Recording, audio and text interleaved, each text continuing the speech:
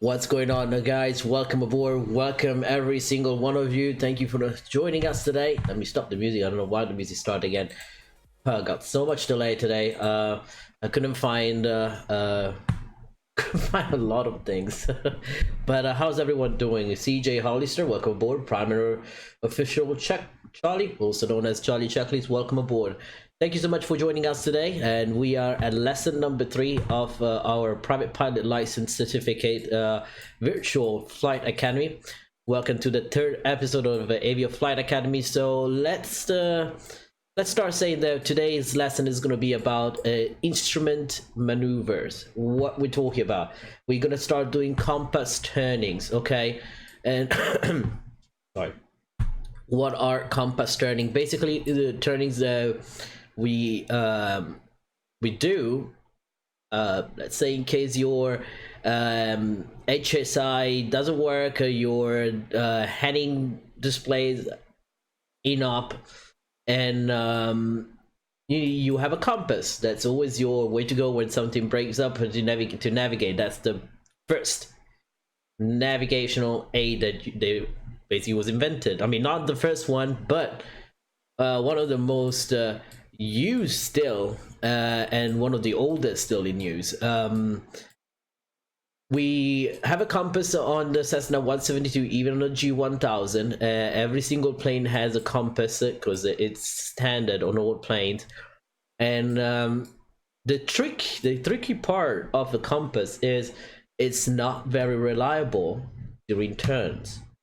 It's not very reliable at higher latitudes too, but it's mostly, we're in Florida here, we don't really care about higher latitude elevations and stuff, but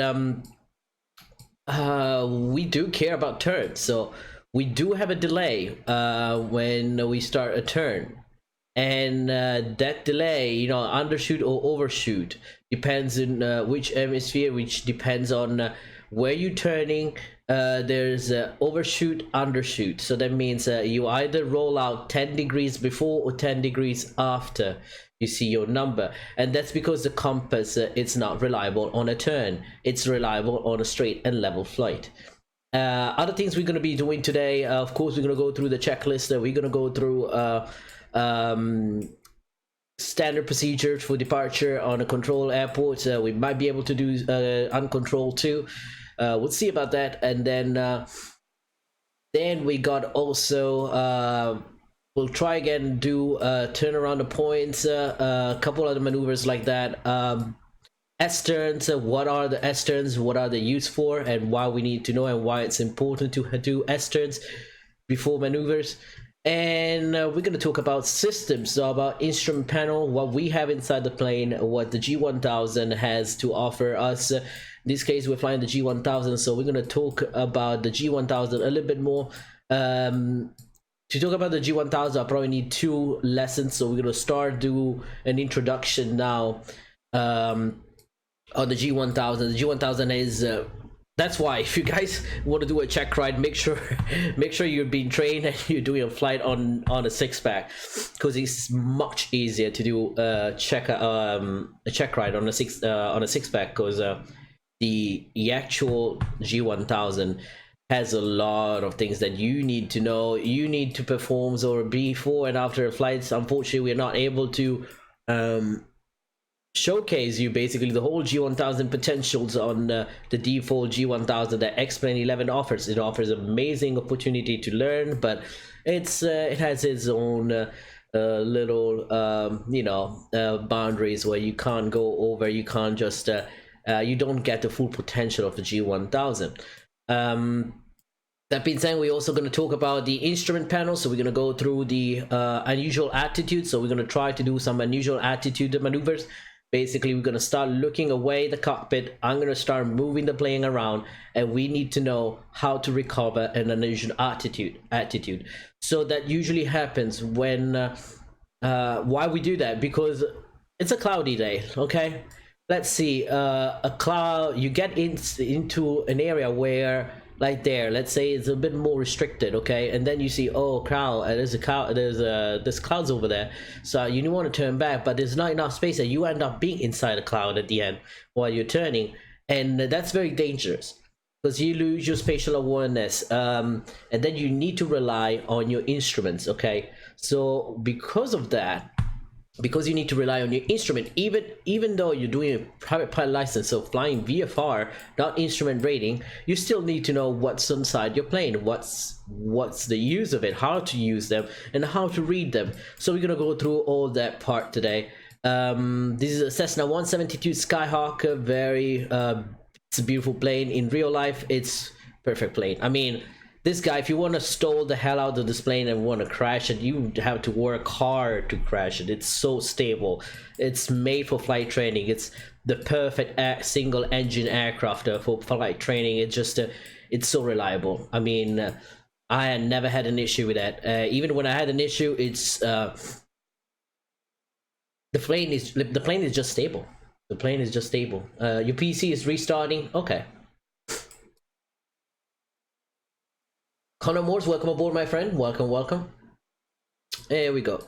So let's do it something. Before we do that, I want to see if I can pull up my little POH, and let's go through the POH quickly and see, recap what we did last time a little bit before we go on. So if you guys haven't checked it yet, there's lesson number 1 and 2 already out there. You can see it on the on my channel. Let's scroll it down. There's a section on my channel that says playlist, and you can find the Avio Flight Academy playlist. For now it is 3 episodes, so this is going to be the 3rd one. Here we go. I want to grab quickly a couple of things. First thing I want to grab is basically the where is it? Give me a second. I'm thinking. I was thinking what I was going to grab. I forgot. We were going to grab. So we said the POH G1000. Yeah. Okay. I want to do. There we go.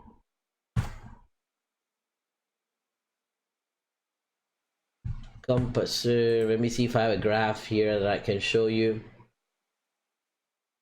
Ooh.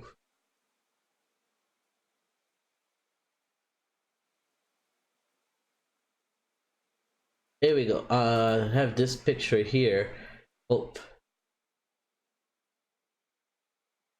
Let me see if we are on these. Let me save this picture here. So we're gonna go through this. It's mostly a very instrument rating lesson basically, but you just this is just a quick touch up, a quick glance at instruments. We're gonna go through the very in-depth instrument rating once we're completed with the private pilot license playlist, not playlist but series, try to see if I have a good representation of it and why. Okay, so the reason, okay, let me see, so why we want to know, first of all, why we want to know, we want to do a compass turn. Why we want to do a compass turn? Well, the reason why you want to do a compass turn is because it's just let's say the directional gyros cease to function properly, the compass will still work even when you have a failure, electrical failure, vacuum failure, or pitot-static system failure. It will always work. However, I mean, the compass and the alignment, and basically the alignment on the magnetic poles on Earth are not, can give some significant limitations to the compass, and but the purpose of this training is to be aware about those limitations and counteract those limitations. So there's a rules called overturn and underturn. In northern hemisphere, anything between 270 and 090, it's an overturn, which means every let's say if you want to stop your heading at 270, okay, just imagine the two. It's easy if I just pull up the picture. You see.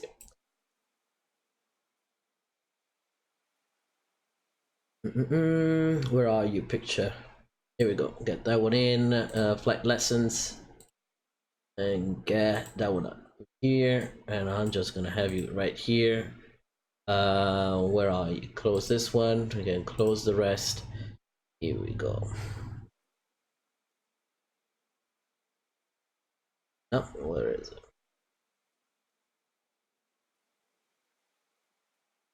Here. There we go. Let me read the chat. Hey, can I get a copy of the POH you have? Yes, I mean, the POH I have is this one here. But I do have the general POH for the plane. Do you want me to send it now? I can send it to you now. Give me a second. I'll send it to on Discord, okay? Discord. Let me open Discord over here. Let's do this. Where are you? Where are you, my friend? CJ Hollister. I'm sending it to you on Discord, okay, sir? Okay, that's a 172 nav 3. Ooh, too powerful. That's what you mean. I can't do that. I cannot send that.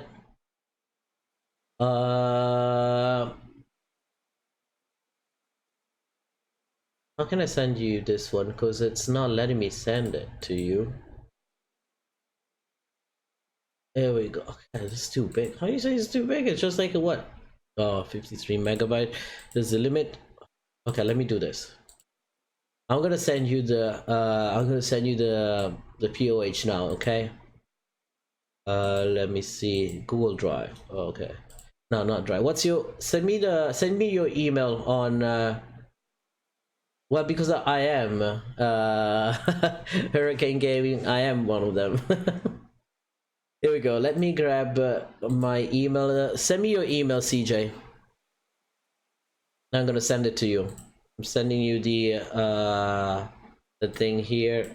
Drag POH VFR. Oh, where is it? VFR. No.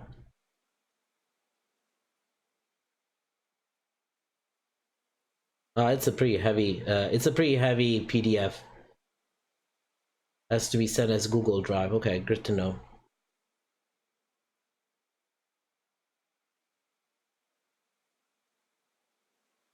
All right. So in the meantime, while we wait for him, while we wait for this thing to load and I can send it to you. By the way, you just literally saw my whole email there, but it's fine. Let me see. What can I do? Okay, let's come back here.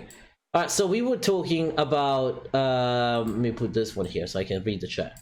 So we were talking about what compass error, I mean how to compensate the errors in the compass turns. Okay, let's take this compass over here. Of course, the compass on the Cessna 172, it's in a different shape. We're gonna go through all the instruments specifically in the next lesson. This one's gonna be probably divided in 2 lessons, okay?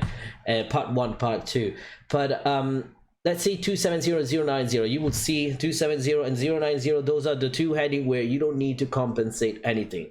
So if you want to turn on a heading 270, you roll out right at 270, or usually 5 degrees before you start your rollout, so you'll be there. When you're gonna be at if you want to, let's say, go between 270 and 090, we have the overturn rule.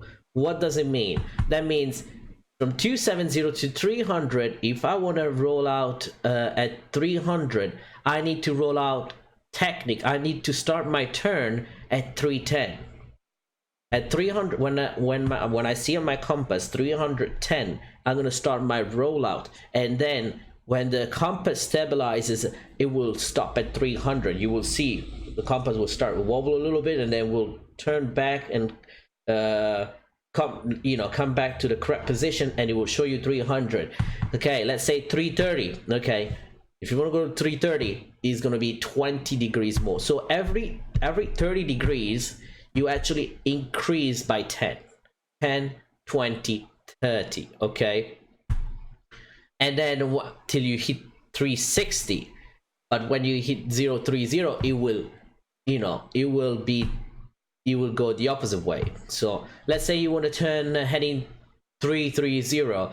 That means past 330, okay, I'm gonna have to start my roll back at heading 350. So let's say 330. Okay, I'm flying, and I'm flying heading 270, and I wanna go. It tells me to turn heading 330. Okay, so I start my turn. Okay, I go past 330 on my compass. I'm looking at the compass, and then 20 degrees after, so at 350, I'm gonna roll back in. Okay, stable flight and level flight. We will see that my compass will now indicate 330, and that's because of the overturn. That's because by the magnetic field around the around our planet Earth. So that's how it is. We're gonna go through the whole specifics on why it happens in the instrument, okay, rating. We can do it maybe in the next lesson too. 360, same thing. When it's 360, you're gonna be rolling out at 030. 030, you roll back it. Okay. Up when you have to turn 030, you're gonna have to actually go past 030 to basically heading 050, and then start rolling back, and then you will be stable at 030, and so on. On the turn, that means if you want to roll to, if you are 60 degrees, okay, you want to turn 120, for example, you have to do your turn. You have to, you know, come back from your turn and heading 110. Now it's the same thing happen over here. Let's say if you want to turn from 150 to 120, what you gonna do? It's still the same rule applies, okay? So 120, you wanna underturn, so that means you wanna start your turn at 130. You see what I'm going here? It's not gonna be plus minus 10. These values are not minus or plus 10s. It's before or after. Are you gonna start your turn before the actual heading you want to go through, or the after that, not plus or minus? So let's say you're heading, you're 090, you're gonna turn to heading 120, right? So you're gonna start to, you know, you're gonna roll back at heading 110. Same thing, if you at 150, you want to go to 120, you're gonna have to turn at 130, 10 degrees before your target heading, okay, and 10 degrees after your target if you're on the overturn side. So remember this picture, 270, anything goes, anything north, it's overturn, everything is south, it's underturn. Now if you guys have any questions and you wanna ask me anything, just let me know, okay? Let me see if I can have Google Drive in now. Insert. Let me see. Link. Google Drive.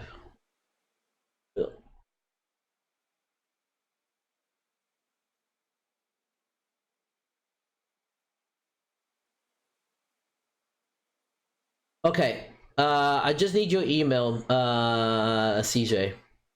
That's it. I'll send you the POH. You probably maybe found it. I don't know. Let's move this one back in here. No, wrong place here. And then come back into our plane. Okay, here we go. Now let's jump inside the cockpit. This is our lovely livery made by our friend Connor Morse. Let's jump inside the cockpit and let's do the preparation. First of all, we're gonna always do the weight and balance, also known as mass and balance for the European friends. Okay, so what's the weight over here? Let's say it's only me and someone else. Let's say my student pilot, it's very, let's say it's skinny today, 165. All right. And me, I actually lost some weight, so I can get 191. Oh shit, no, 191. Okay. Rear seats. Let's say real seats, we have 10 pounds, 10 pounds each. Our basically our flight bags and everything in there. Okay. Control C, and you can delete the message. I mean, I can delete it too. You can delete the message. I don't know how to delete it. I tried it, but it didn't work. Let me get this way. Oh shit! No, I did not. I did not copy the message. I guess. Control C. Okay, that's good now.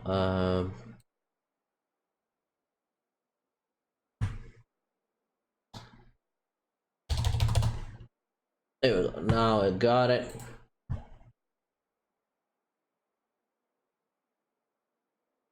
Okay, we got that one. Okay, it's a Google Drive basically.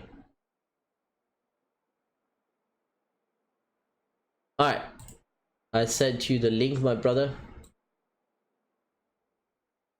Let me know if you receive it or anything, okay? I tried to remove.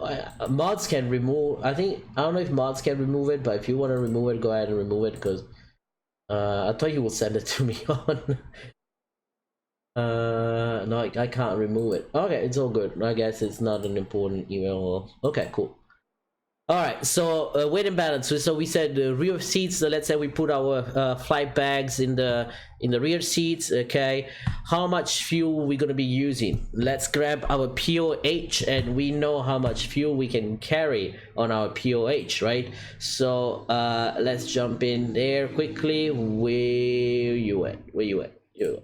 POH. POH. I used to have the briefer room. I don't know what happened. It doesn't record my second monitor somehow. Now we got the POH here, and we know by looking here, we go with, this is our information. Remember IO36CL28, that's the engine number. You need to remember that. Here we go. We got the fuel right here. I underlined the most important part. Fuel capacity is 56. So this is a normal utility. It's not. It's a normal aircraft, not a utility model. So 56 capacity, 53 usable, 28 each tank. So 26.5, 27. I think here they just run it out to 27, but is usable is only 20. Each capacity should be 28, but I guess let's say we don't need that much. Okay, we probably need I want to say 15 here and 15 over here. Fill up tanks. There we go. Tanks are filled. 60 minutes. Let me see. Okay, that's give us an hour. No, he filled up the whole tank like that. Let's do 20. Come on, do 20. You don't need to be full. Okay, 2020.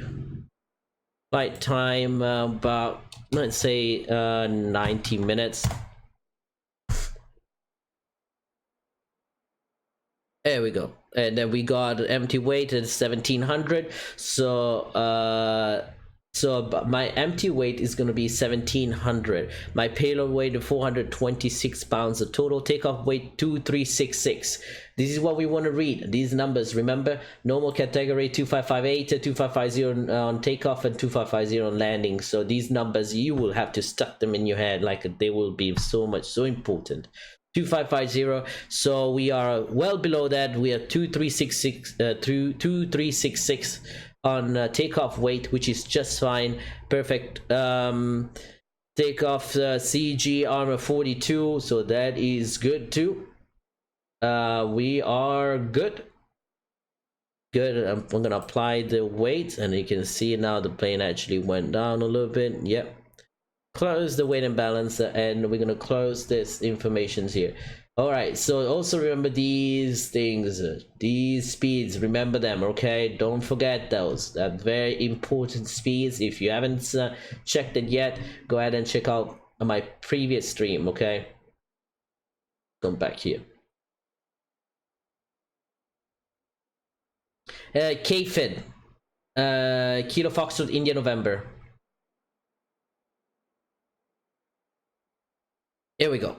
We're back in here. Do you have the scenery for these? Because the scenery from X-Plane is not the same. CJ, the scenery for in X-Plane is not the same, and it actually is wrong. Let me see if I can send you my. I'm gonna send you a beautiful scenery. It's a scenery. It's gonna be a freeway scenery, but it's let me see. JPP. Where are you, brother? Trying to look for you. Where are you? Thought I had it.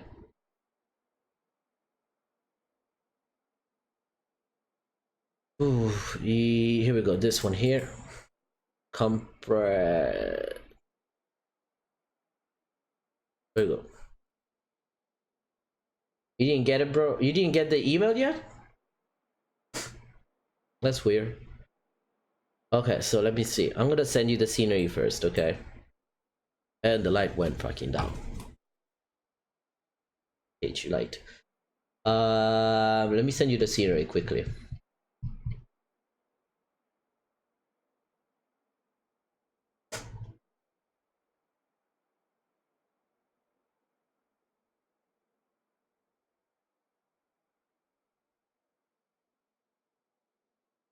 Okay, so let me send this one again.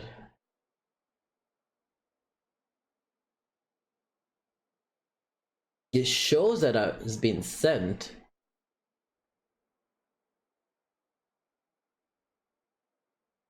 I did send it to you. I can send another one. Let me see.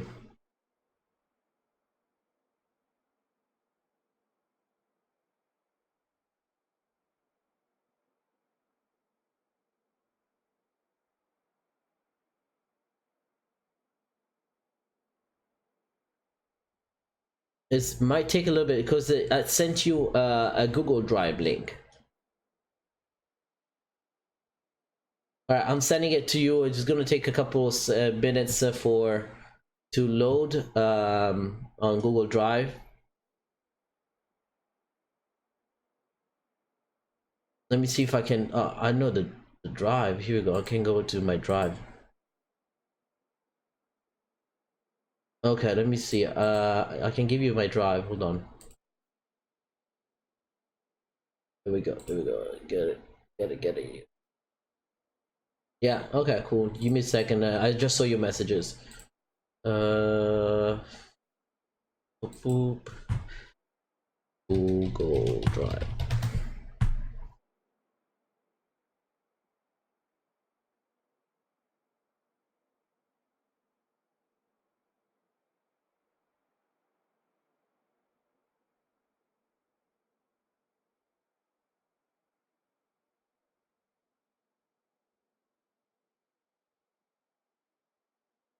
Okay, try this one. Try this. That's one. And it's probably gonna see how long it will take for the other one. Sorry, folks. We'll be right with you in a second as soon as I send this. See, I did send that one. I'm sending you the. I'm gonna send you the link for the airport too.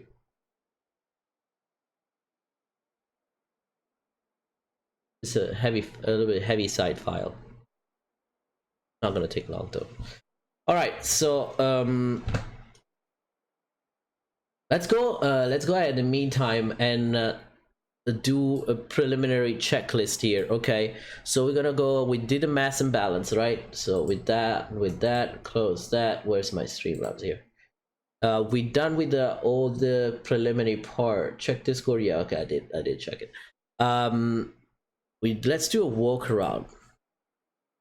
Okay, we have the pilot operating handbook, which is the POH, and I have it in my hands here. Okay, parking brakes, it's set, and we're gonna set it. It's not set. Oops, now it's set. Avionic master switch is gonna be off. A battery master switch can come on in a second once I do that. The fuel quantity, let's actually do. There we go. Fuel quantity, that's exactly what I was here hoping for. 20 at 20, and bring the flaps down.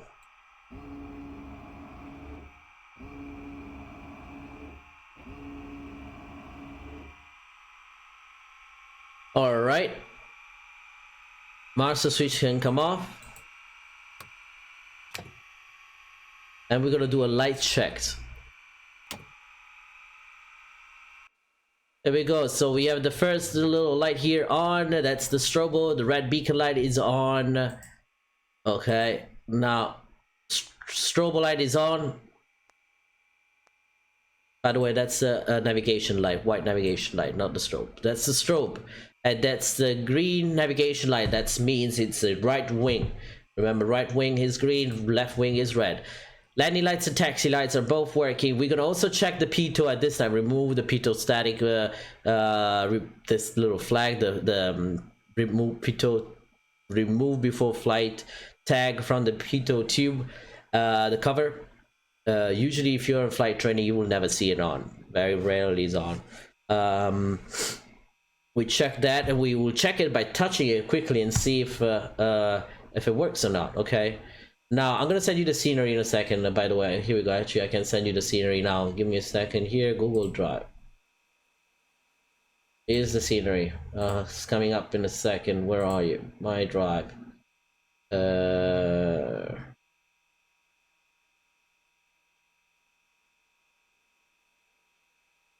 thought I did. Did I? Not? There we go. Get shareable link.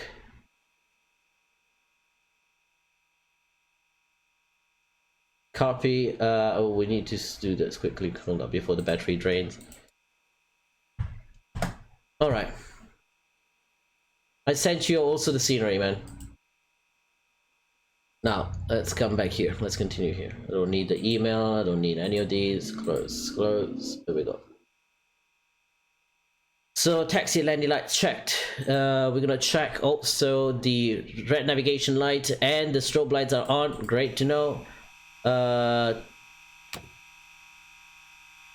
we go. Now we're finished with that. We will have to do. Let's do a quick walk around, okay? Oh shit! I destroyed my mic basically. All right.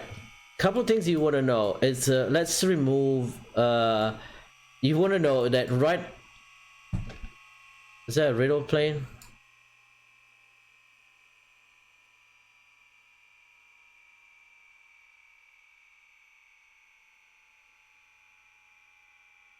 Oh, that's nice. There's some planes flying around here. All right, so I'm going to show you a couple of things that are not very visible on the automated checklist that comes up here with the real expansion pack. These are the inspections panel. All right, these are the panels you need to check. They're there, all the bolts are there. This is what maintenance folks use to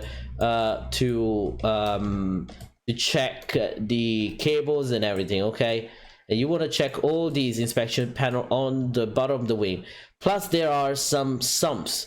Fuel sumps are some holes you won't be able to see it because of course it's not modeled, but you're gonna check those sumps, and that's when you grab your fuel sump here and you sump the fuel. We check for impurity, and you want to say, you know, if you are using 100 LL fuel, you want to make sure you're using that, and you want to make sure that it's blue, light blue color, and there's no impurity or no water contamination. That's 5. 1, 2. And another one right around here, 3, and there's 2 on this side of the back. There's another fuel sump right here. See if I can get that low. Right underneath the belly here, there's a fuel sump, and there's the same thing on the other side. And you know, the other things is when you do a quick check. Let me see if I can do this. When you do this, you want to check all these ports. You want to check, this is, what is this? This is the stall indicator. It will help you to determine the airflow, and it will actually detect your angle of attack, and whenever this goes up or down, it will activate your stall warning. Okay, and like that's the little sign on the Cessna. That's it. All right, let me see if my friend CJ got the whole thing over there. Let me see. I want to see on Fantastic if we have any. Is it Fantastic still down? Yeah. Yeah, fantastic, is still down.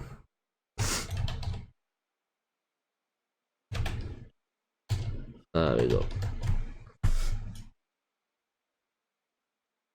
Let me see if I can get the VFR.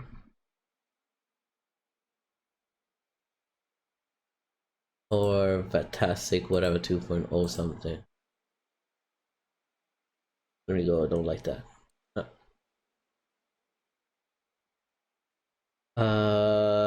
Forgot the map. What's the map?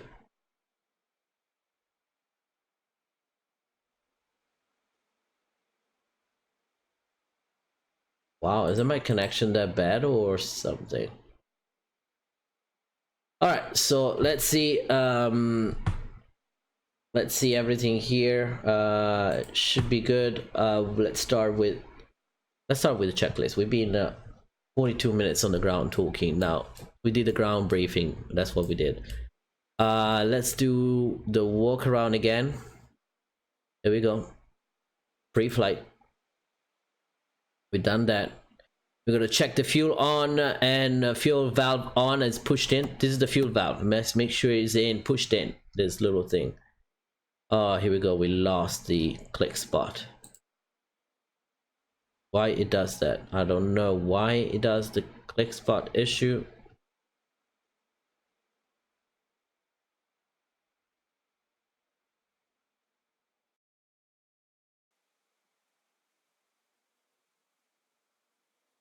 Let me try this again.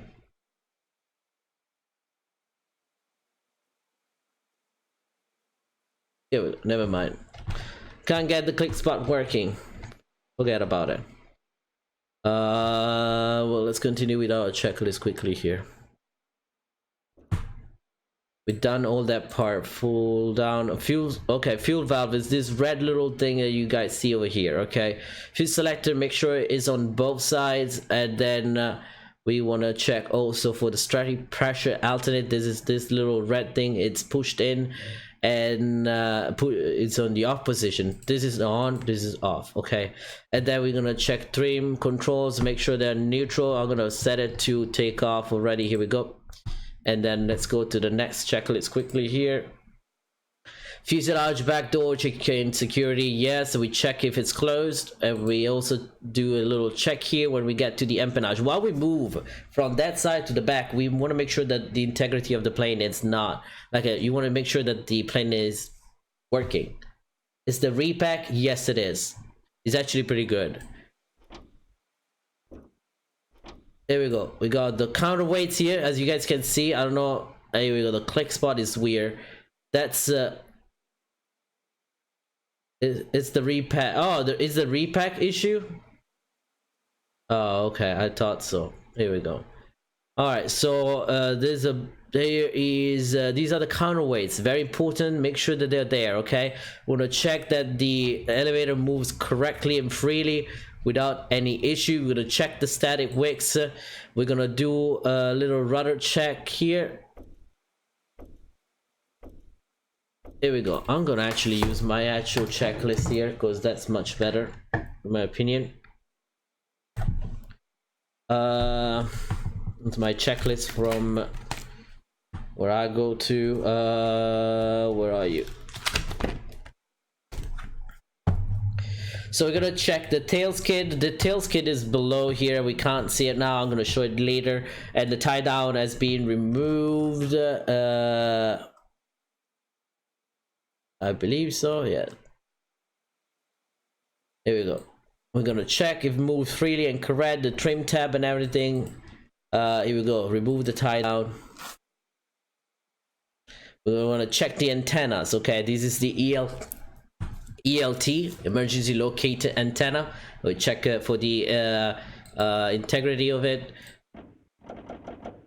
Flaps, you want to make sure that it's firm, that it moves a little bit but doesn't come down. Not a good idea when it comes down when your flaps are coming down when you don't want them. Aileron check. Same thing here. We're gonna check a couple of things. So over here there are some counterweights. We'll not be able to see it from this side, but you want to check the counterweights or remove the tie down.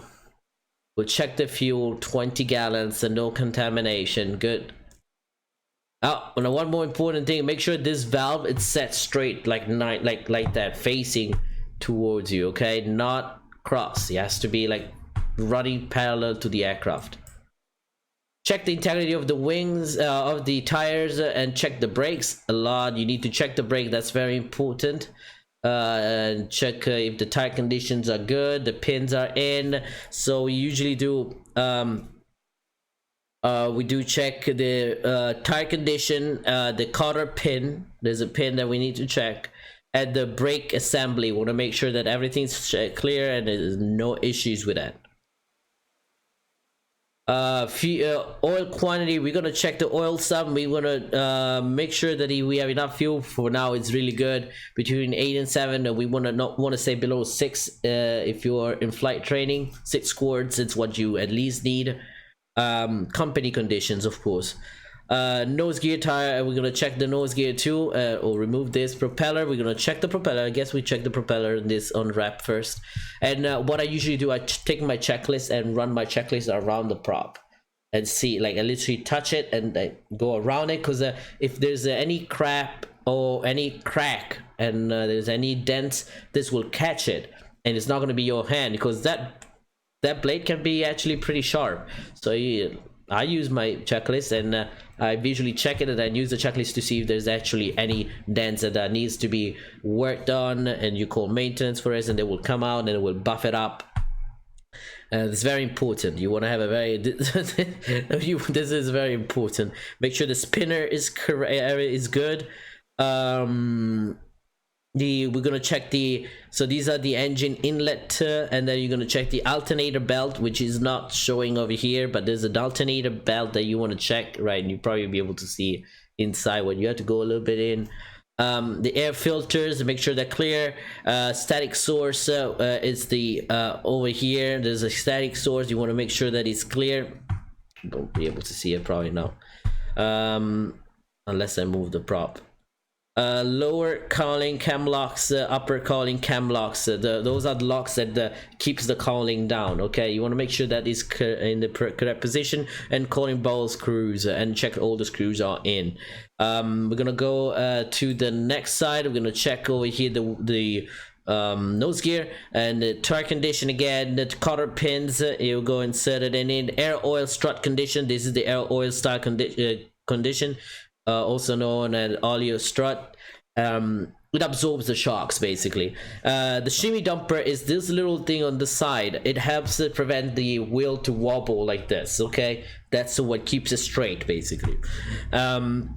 And then we're going to check the steering rods and make sure that actually everything is perfect and no issues with it. Condition of the tire, of course. Again, we're going to put the fuel back in. The Yellow King, welcome aboard, my friend. Thank you for joining us. Also, that you don't inadvertently spin the prop and it starts, yeah, because that can still happen. That can still happen. That is so true. Don't spin the prop. Don't spin it. That's why when I do pushback, when I push back the plane, I never push it from the prop. I always push it through here. You see this? If I push it from the prop, I did this sometimes, I make sure that that thing is not moving. Pilot tube cover remove, or okay, pitot tube cover, okay? And we want to check everything. There's no obstructions in here. The static port here, there's a static port that you want to make sure that it's not the vein, the fuel vein. Basically, it's a little drain. There's a fuel vein and a fuel drain. The drain, it helps when you overfuel your tanks, it will drain from this little hole that looks like a little tiny pitot tube. It's a little one. It's not modeled here. And the fuel vent prevents to kind of like you want to have it so that this flow, natural gravity flow into it. There you go. Wing tie down remove, tacks in, okay? We check those in, and the aileron, we're gonna check the ailerons again. Check the counterweights, the static wicks, and check again the integrity of the wing too, okay? Flaps, check, same thing, and then toggle, do the same thing we did on the other side, check the wheel. And then one thing I want to show you guys is this. We want to come up here and check this. All right, let me see if I be able. There we go. That's the connecting rod on the flaps. You want to check that rod if it twisted a little bit or not, and you want to check this roller conditions. You know, this roller, and want to make sure that they are good, well lubricated, but not too much. There we go. We are in CJ Hollister. What's your position? Where are you?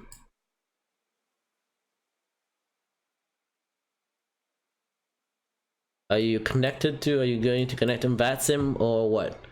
We're gonna have to do some smart co-pilot with you, sir. So we can do some real good flight lessons.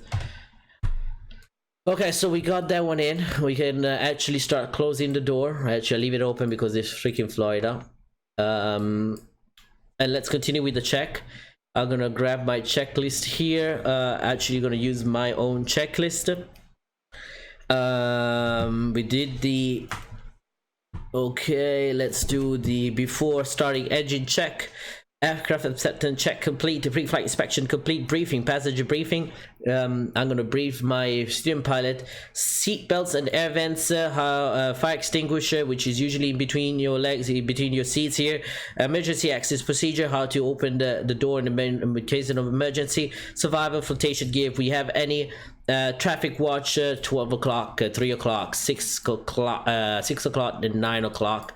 And if you see a traffic, just let me know, guys. Same thing applies to you. You guys are my passengers today, so if you see any traffic that I'm not seeing, let me know. 12 o'clock, you know how I already said it.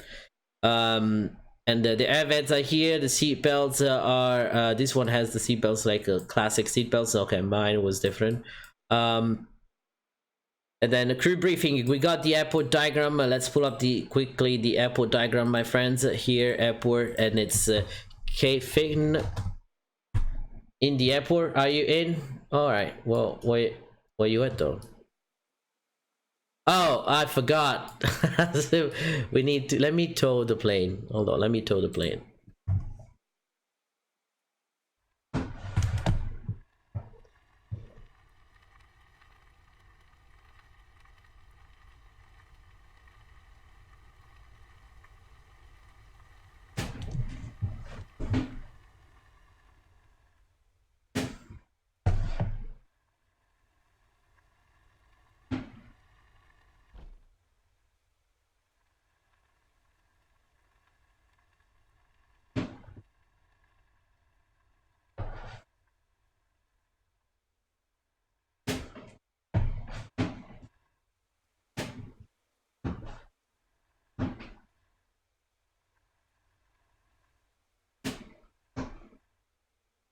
This tow thing doesn't really work the way I want. Is he moving too? He's moving too. Okay, we're done with the tow. You know what? I'm gonna go back to where my position was. There we go. I'm gonna just. That's fine. You stay there. I'll stay here. All right. Here we go. Now we got everything in, so we're gonna do a quick check here. We did the checklist here. We are we were getting the charts out. Let's get the charts out. Here we go. We're gonna get the airport charts out. Here we go. And then we're gonna also make sure that we have the map, the correct map for this one. So not this one here, but the VFR Jacksonville sectional. There we go. We got the sectional in, and we got the distance and everything. Safe attitude, yes. Departure briefing, space awareness. We just have to. Oh, look at this. Look how the winds are moving the plane. Did you guys see that? There we go. Let me put the parking brakes.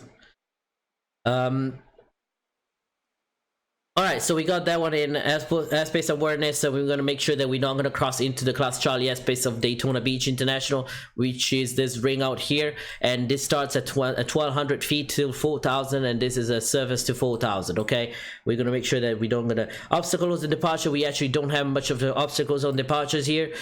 Threes maybe, but it's a Cessna 172. We have a long runway, so we should be aware of that. Wake turbulence. We don't have a big aircraft landing in here, but if we're going to land off, we're going to take off after the aircraft that was heavier. We're gonna take lift off before the lift off zone, and if we're gonna land after a heavy aircraft, we're gonna land beyond the touchdown zone. If we have engine failure or abnormality priority rotation, we're gonna just apply the brakes and stop the aircraft, exit the runway.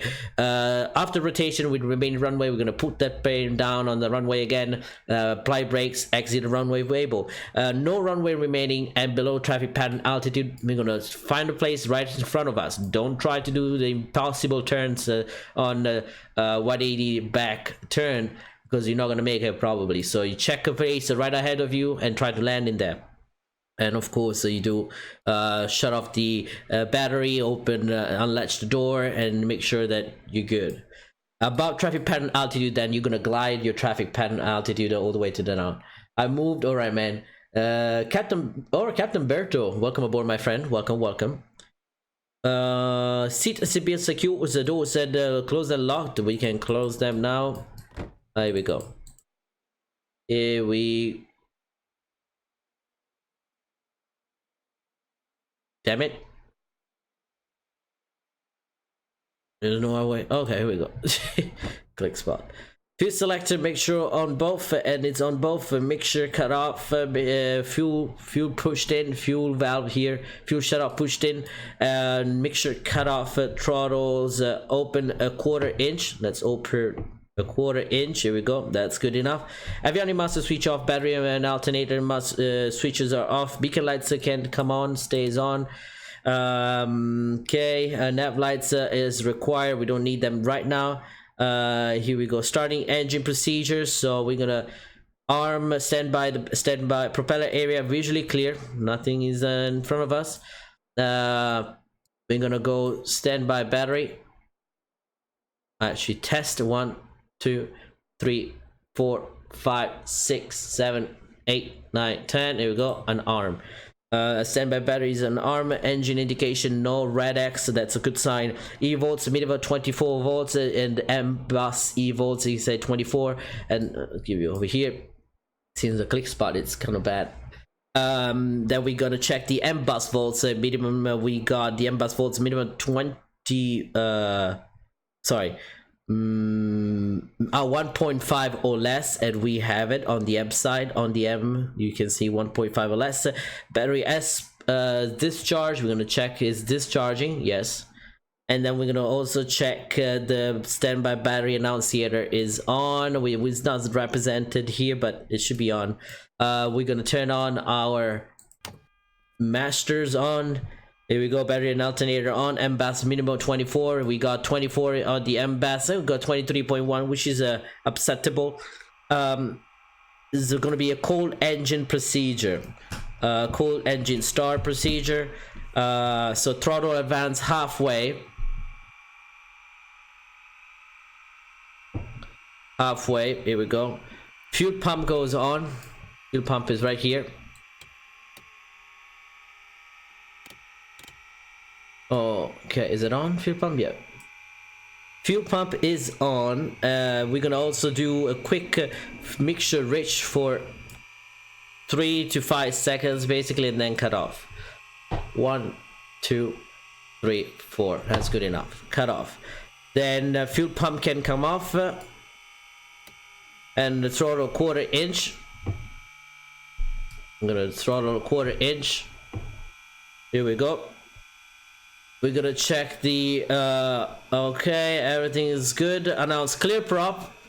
Here we go. And then we're gonna do our starting engage.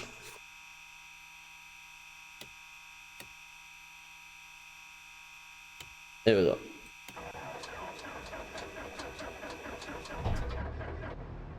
And we're gonna give fuel. Here we go.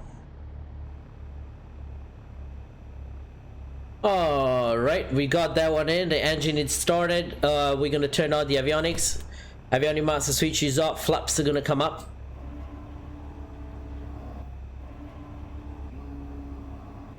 There we go. Flaps are up.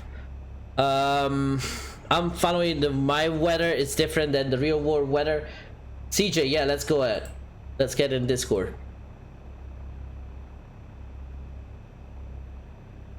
Give me a second.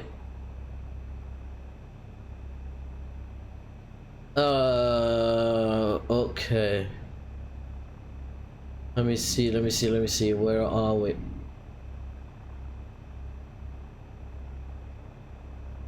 Here we go. I'm in the general group chat. I'm gonna deactivate your name to make it more realistic.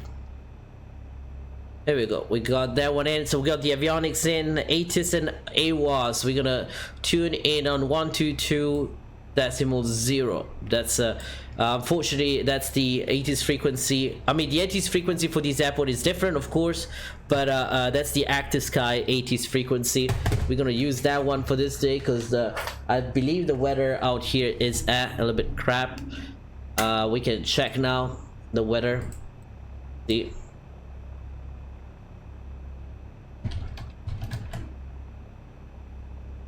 It's a little better, but 7 statute mile visibility, even though it doesn't look like that at all now. There you go. Kilo Foxtrot, India, November, airport information, Foxtrot 1527, Zulu, weather, wind 097 at 10, gusting to 16, visibility 10, sky condition 2200, scattered, few clouds at 2400, temperature 28, dew point 24, altimeter 3009, advise on initial contact, you have information, Foxtrot. Let me change the weather. Hold up. Yo, Kilo CJ. Foxtrot, India, November. Hey, what's going on, brother? Not too bad, man. Not too bad. So are you running real weather? I am. How's the weather now? It's clear. Let's see. I'll give you the ATIS. Let me see if I So we got 7 statute miles, but it's scattered at 2,400. all right. So Winds are at 130 at 13, gusting at 20 knots. So I don't know if you noticed, but if you take when the aircraft wasn't started, if you took your brake off, your airplane started to slide. I know. I didn't realize because I thought I was still on tow, like on the little tow thing, and then actually I realized, oh crap, why the plane is moving. Yeah, so it's blowing pretty hard out, but in terms of in terms of what it looks like, in terms of what active sky is depicting of clouds, they're scattered. So yeah, we can find an area. Yeah, It's pretty clear. Yeah, I see now the weather has changed a little bit on my on this side. I believe if we go to the we're gonna go north at over there 030, looks like a little bit clear, the weather. There's no clouds. I don't know, right in front of you. I don't know if it's the same for you though. Yeah, they're the way that I'm facing, I've got a cloud, like a little cloud patch directly in front of me, above me, and then there's something right directly above the airport. Yeah, I think that's let me see, what's the altitude of this? What was the altitude you said? We can still do it. The altitude was 2,400. They were scattered at 2,400, so that's why I said we can probably find an area. Yeah, I think where the clouds are pretty clear. I'm looking at the map, and it's just kind of scattered around Florida. Yeah. Okay, so let me. That storm was passing from yesterday, so yeah, you guys are getting the aftermath of that. Even though I mean, right over me there's no clouds, but that's because of I mean, It just I see the clouds on the other side though, outside the window. Yeah, and I see it's kind of windy. Right. Yeah. It's definitely windy out. So. Oh, okay. So all right. Well, let me see if our unicorn works. Let me see. Radio check on unicorn. Oh, hold on 1 second. Oh, hold on. Maybe I'm not gonna. Someone said 5x5. Someone said 5x5. Thank you. Okay, so Unicom does work. Yep. Okay. All right. So we're gonna check that. Let me see. Did you start your engines, or what's the situation, or you're not still? Yes. I'm started up. I've got my my altimeter set in. I've reset my Kilo pitch, Foxtrot altitude India, indicator, November, and, airport we're ready to taxi information, whenever Hotel you are, sir. 1650. Okay, let me get the weather, wind final weather thing. 7 at 13, gusting to 20, visibility 7, sky condition 2400, scattered temperature 29, dew point 23, altimeter 2997, advice on initial contact, you have information, hotel. Oh, they have information hotel now. I think winds have changed. Either winds or something has changed. I think the winds are Kilo Foxtrot a bit high India, now. November, airport information, hotel 1650, Zulu, weather, wind 137 at 13, gusting to 20, visibility 7, sky condition 2400, Yep. scattered temperature 29, 130. It's basically 130. Gust. 130 13 gusting 20. That's what it is. Okay, so we got that one in. ATIS flight instruments check. We're gonna check the flight instruments quickly, and everything looks fine. No issues. Altimeter setting PFD standby altimeter. We are good. Let me set the altimeter setting 299 is 7. And 299 is 7 over here too on my standby, which is right there. Cool beans. We don't have a cap 140. LRU status, we cannot check the LRU status. GPS 1 and 2 RAM status, we cannot check it. It should be showing up over here, guys, on the G1000. Right now we don't have it. I don't know if Austin Meyer will decide to improve that or not. Taxi briefing. So winds are 130, so most probably actually will be only runway 11 for departure. Executive. Radio check. 5x5. All right, so we got that in. Did you hear that, CJ? Yeah, I want to make sure. Okay, I heard you. My headphones were working. All right, lights. We're gonna check. We don't need. We can turn on the taxi lights, the nav lights. I never use them, but I'll use them this time. But parking brakes release, and we're gonna do a quick test on my brakes. All right, brakes are set. All right, so let's do a little briefing before we leave. We're gonna go to basically to the coast. We're gonna fly all over the coast, and we're gonna go north. Follow the coastline all the way to the north side, so we can kind of have an idea of where we can go with the weather. We probably can actually do climb over the clouds and do maneuvers in there. We don't really need ground reference maneuvers, so since we're gonna probably do one couple turn around the points, but otherwise we'll do mostly turns with compass and unusual attitude and S-turns. Here we go.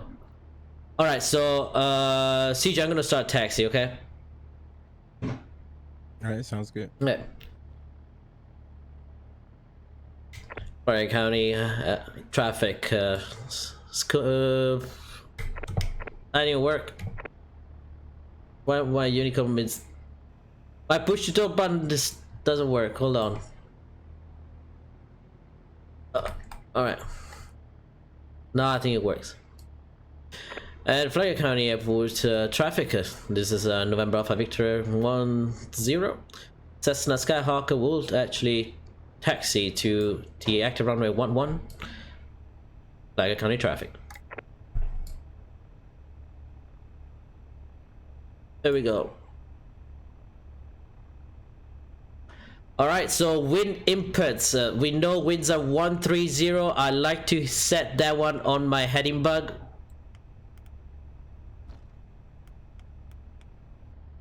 Let me turn.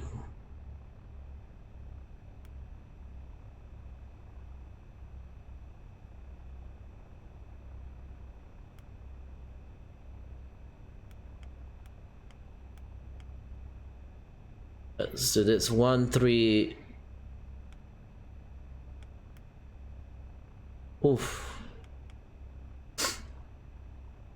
CJ, I'm gonna do a quick run up, right on the right in front of the runway. Okay. Okay. Captain Charlie, welcome aboard, my friend.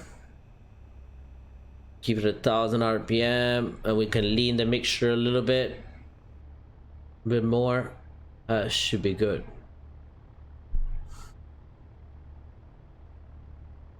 Alright, so when we want to do a run up right in front of the runway on a taxiway that is used, we want to kind of set up ourselves at an angle, so that we don't disturb any traffic behind us with our prop wash. For example, we don't want to disturb CJ with that now. We won't be happy if his plane start like going around like crazy. There we go. There we go. What runway are you taking? 1-1. 1-1. Okay. Are you using the scenery I sent you? Yes, I have it. Alright, awesome. It's installed in. Yep. Alright, Skyhawk Gaming, welcome aboard. Virtual Aviation, FS Enhancer works for XP10. I'm not sure about that. I don't have FS Enhancer. I have X-Vision, that's all I have. Can you donate to Team Trees, please? Skyhawk, I love the idea, but I'm not following. I was thinking of doing it before even this whole thing, but not at Team Trees.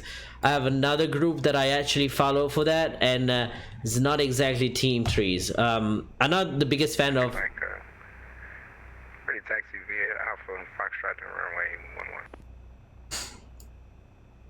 I'm not a big fan of whatever that big team, whatever the group is, but it just I mean, we can definitely donate that. I mean, we can definitely do that, but maybe we can find something else, like say about trees. Of course, I mean, I'm all about environment, so definitely do that. But I'm not doing it because people are doing it, you know. I already start thinking about doing something similar, but it's not with the same company. Keep the okay, so the RPM are up. Edgy run up parking brakes. Let's set the parking brakes quickly here, and then the flight controls free and correct. So we're gonna check flight controls left. Now, okay. Here we go. I'm gonna check the back, left and right, and now up and down. You guys can see how the plane moves when I do the controls, because it's actually pretty gusty. I think we are right in between the limitation, well, maybe a little above limitations for this takeoff, but whatever. Edgy run up check. Okay, standby. Instruments check. Everything is good. We are in between the 50 feet of the field elevation, so that is good. PFD MFD check, no red X's, no red X. So we're gonna run the autopilots quickly since we have it. Flight director on, and we'll see. There we go, that works. Now electric, that's electric trim. We're gonna work it up and down. That looks like it's working. Awesome. Fuel selector, make sure it's on both, and it's on both. Mixture rich, full rich. 1800 RPM.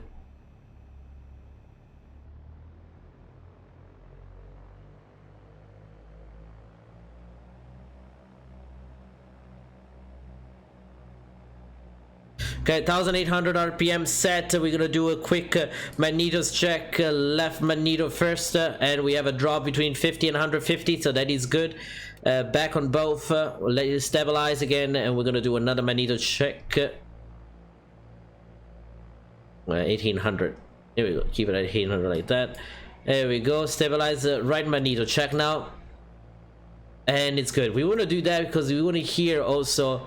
We want to hear also the plugs. You know, you don't want to have full plugs, you want to have rusty plugs. You want to make sure that everything's good on your engine. You want to hear the engine, you know, screaming a little bit and see if it makes some weird noises or not. Vacuum indicator, we're gonna check the vacuum indication here. It's in the green. Then we're gonna check also the ammeters to verify they're charging. Yeah, they're all on plus and 27 29 volts, so that is good. Annunciator none, we're good. And then throttle idle check, we should get a message there. There you go, low vacuum, keep it at 1000 rpm, mixture lean again, and we're gonna actually call them, say we're ready. Flag County traffic, white and black Skyhawk November Alpha Victor 10 Horseshoe Foxtrot, line up runway 11, will be departing the traffic pattern to the east.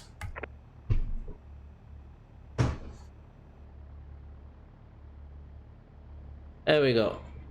So let's get this plane back in here. All right, and I want to see,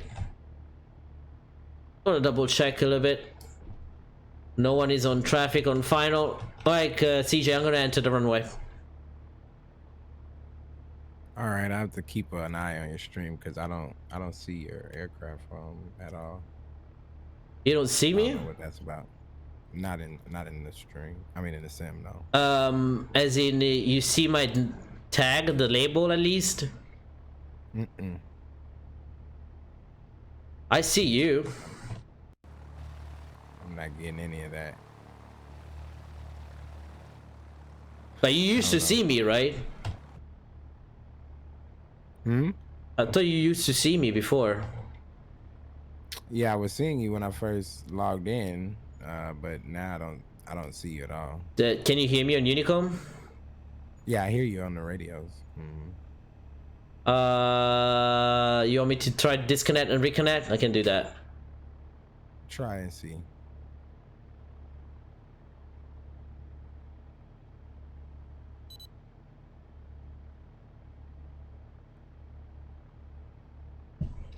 Okay, 172 Skyhawk. Here we go.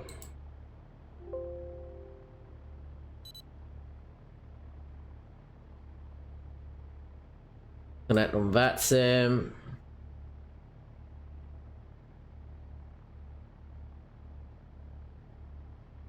All right, can you see me now? Nah. I can see you. Yeah, I see you. You can see it on. You- I can see you on stream, but I don't know. Let me see. Go ahead. I'll fix it. All right. All right, we're gonna depart now. Mixture props full forward. Mixture and throttle full forwards. I have fuel pump on. I like to have it on takeoff. Airspeed alive. We're looking for a rotating at 55 knots. Wind input a little bit. Here we go. Oh, that's pretty gusty.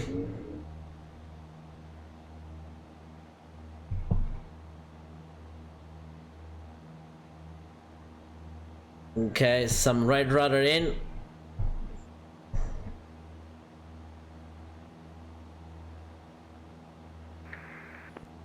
Flagler County, November 6362, Mike. Entering the runway at 1 run. At Foxtrot. Departing via the traffic pattern to the east.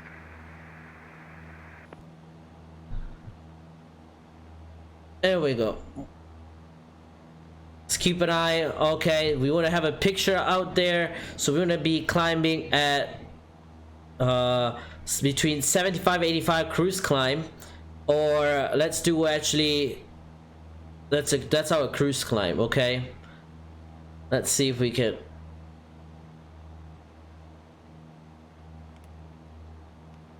Let's set 3,000 feet.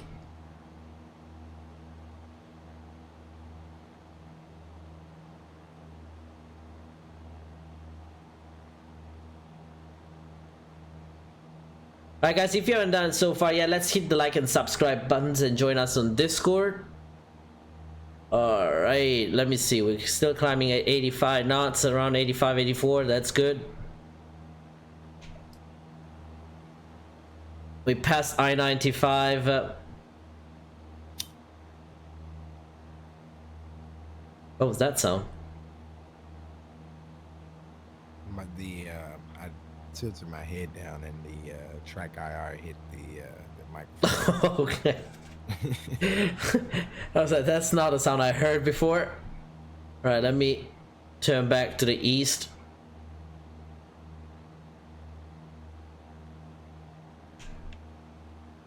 Let's maybe climb at a 74 VY.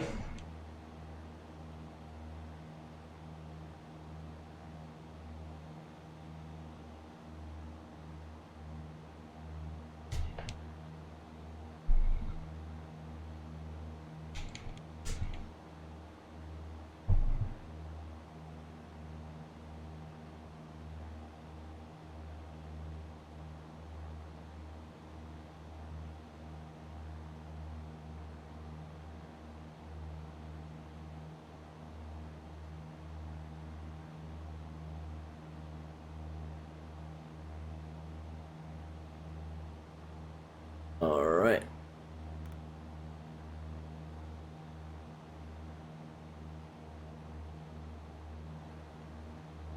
Yeah, I'm at 2,400. I'm clear of clouds over here now.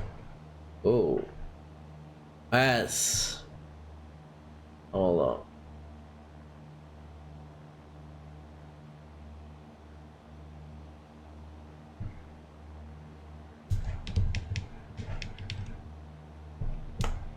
That's some crazy turbulence over here. Hold on.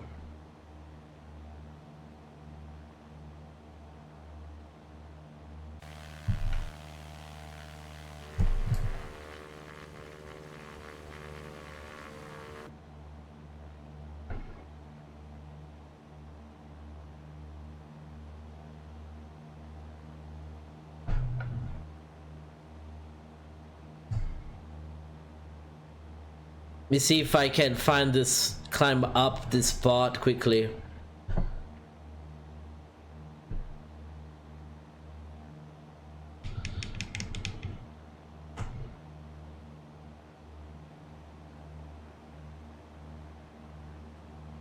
Did you departed, right? That's CJ? Flagger County, November 6362 Mike, departing runway 18 to the east. Okay, you're departing now.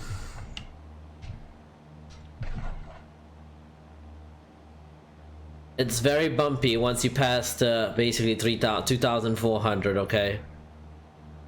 Okay. So I'm trying to see if I can go above this, and because there's some clear skies right over here where I am at. But it's a nutshell. Yeah, it's kicking us around.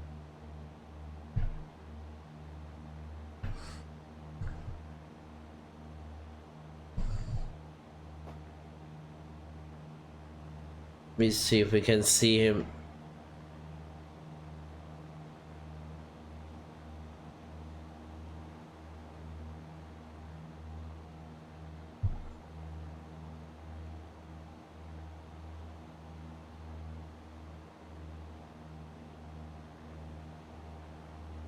JWC Lana, welcome aboard, my friend.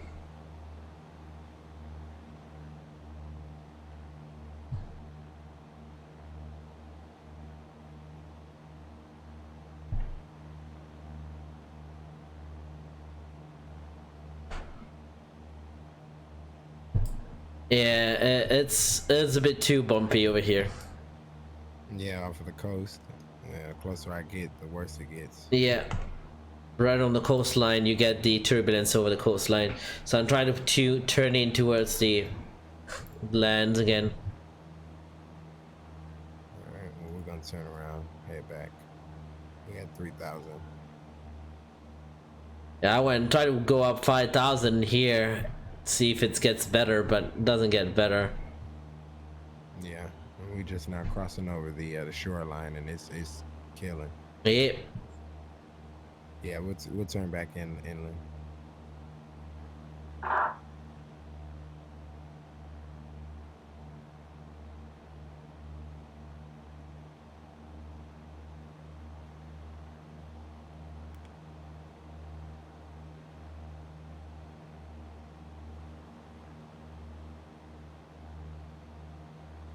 Lean a little bit the mixture. Yeah, we'll lean the mixture a little bit. That's good. Whoa, even inland, it's still.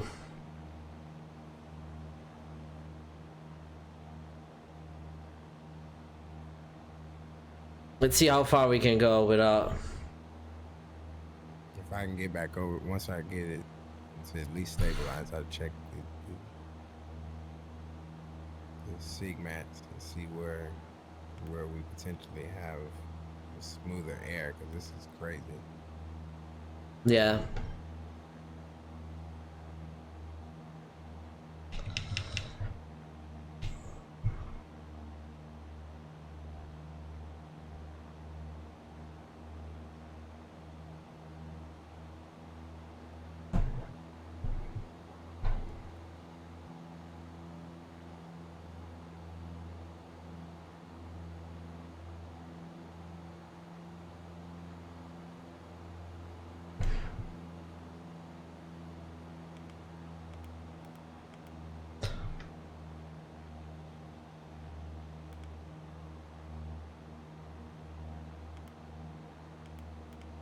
It.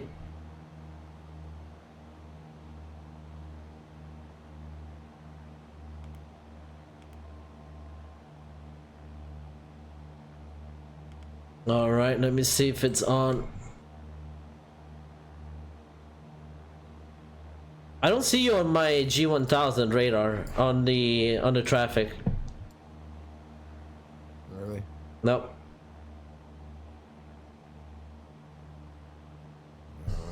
We are connected. Let's see if you hear me over the radio. Flagler County, November 6360 Mike, radio check. Loud and clear. Yeah, Okay, found a spot which has less turbulence, but even though, I mean,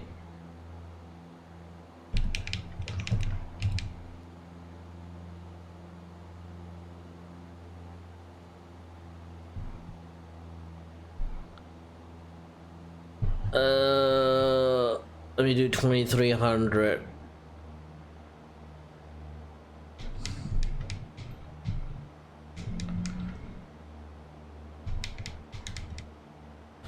No, I think I had to go lower. I'm at 35 and it's no better, brother. What about 2000? Okay, I'll go down and see what I'll start going down. This is, I'm at 35 and it's no go. Yeah.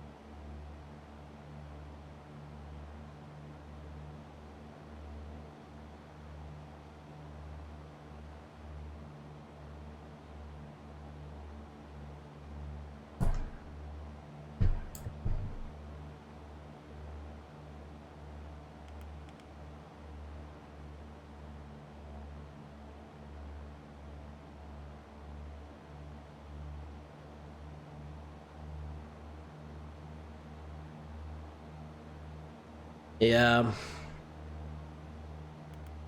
I'm at 27. I'm at 26, and it's killing, man.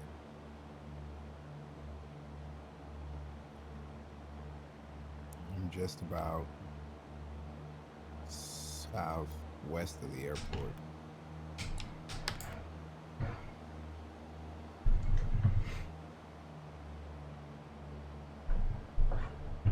See a patch over here. Let's see if we can get through that patch.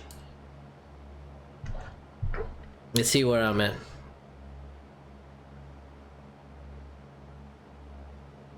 I'm literally a little bit north west of the field. I'm trying to get to Crescent City. Let's meet at Crescent City Lake.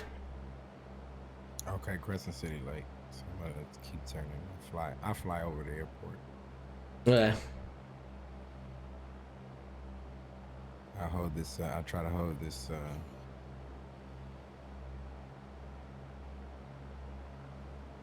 It's 25.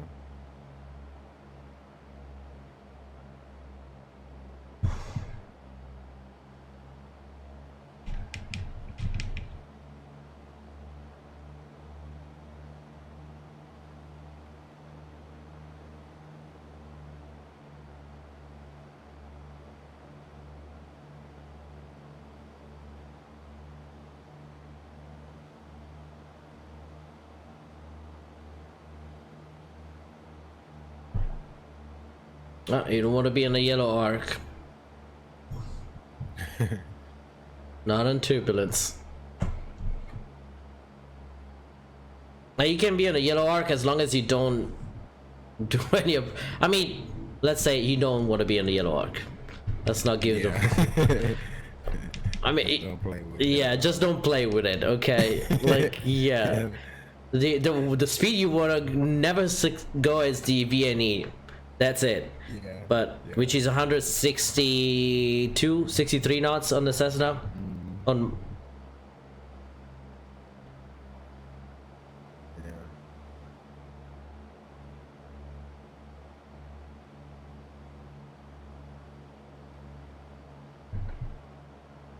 Man, this is. try New Smyrna Beach. Let me see the weather in New Smyrna Beach. I'm gonna check.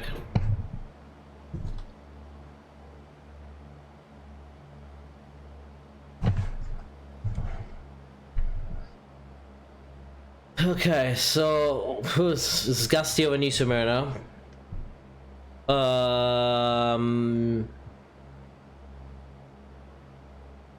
Let me see, Delan.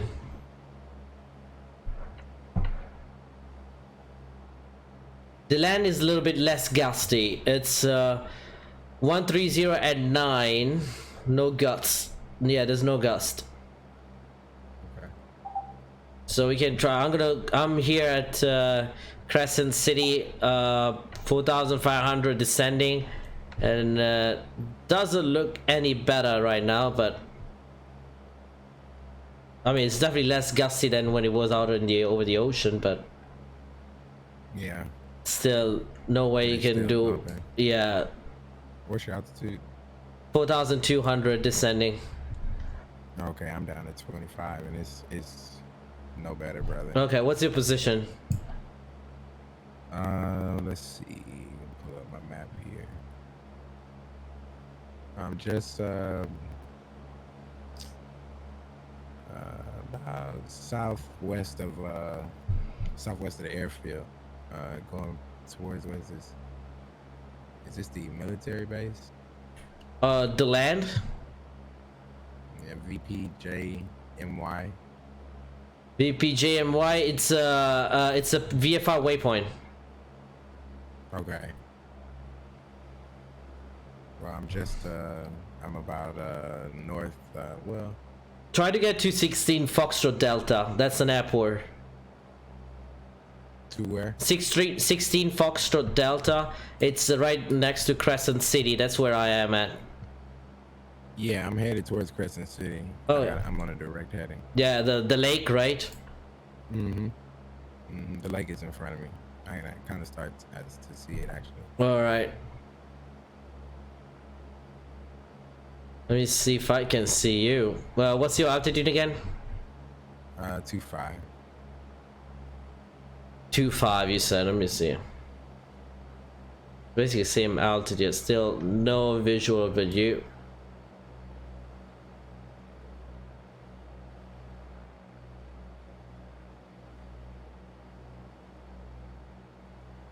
Let's say at 2,000 feet, what's going on at 2,000 feet?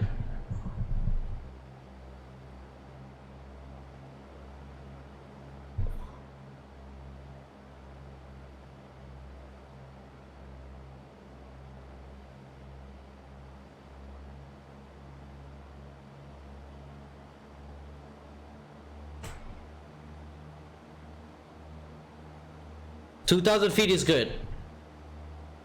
2,000. Yeah, it's okay. All right, I'll go down. And right when you pass 2,200, it gets much better.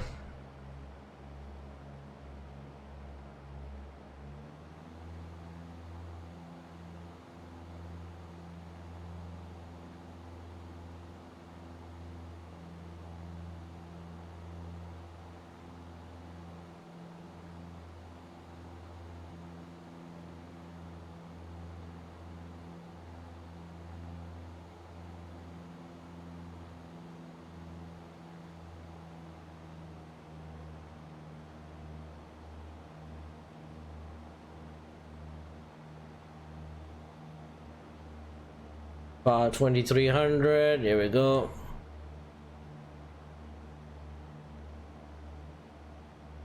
Oh yeah. Oh yeah. Much better. Much better. 1,000 times better. Jeez Louise. I was like, this is not unified even with a Boeing. Man, what? I was getting thrown around like crazy. Yeah, this bad boy is definitely not built for that kind of beating up. No. I mean, it's a very stable airplane, but not that stable. No. Good for training around. Yeah. Not to be tossed around at all. There we go. Okay, so the only thing we need to be aware at Crescent City is we are in we just need to stay off the MOA. Okay. Military operation area, which it's basically if you stay on the lake, okay, you don't want to cross, you want to stay on the southern part of the lake basically. Okay. I mean, probably the MOA is it's cold now, but just don't want to. So the MOA is a military operation area, so there's a higher level of military aircraft flying around. It's not a place you want to fly in. It's not, I mean, it's not that you cannot, it's just highly recommended to ask if it's cold or if it's cold or warm or hot. That means if it's hot, that means there's a military operations tonight. So you want to stay on the south side of the lake? Yeah, I'm staying on the south side. Okay. All right, so let's I'm gonna do some clearing turns, so S turns. So when you do S turns, you want to go basically 90 degrees to the right, 90 degrees to the left, to make sure you see the surroundings, and you also want to be seen because when you drop your wings, the sunlight reflect into your wing, and people actually you getting more visible. So you want to make sure that you turn on your turning signal. Hell, you know, you turn on your all the lights on, so you be visible as much as you can, and make some calls. Crescent City traffic, 1 Black Skyhawk, November Alpha Victor 10, over 2,000 feet, doing S maneuvers over Crescent City Lake. Okay, let me start. Let's do this. I'm gonna start my clearing turn, 90 degrees. I'm gonna go south basically. That doesn't have to be perfect 90 degrees, but approximately. If you're on flight training, you want to do 90 degrees. And you don't need to go over crazy on your bank, but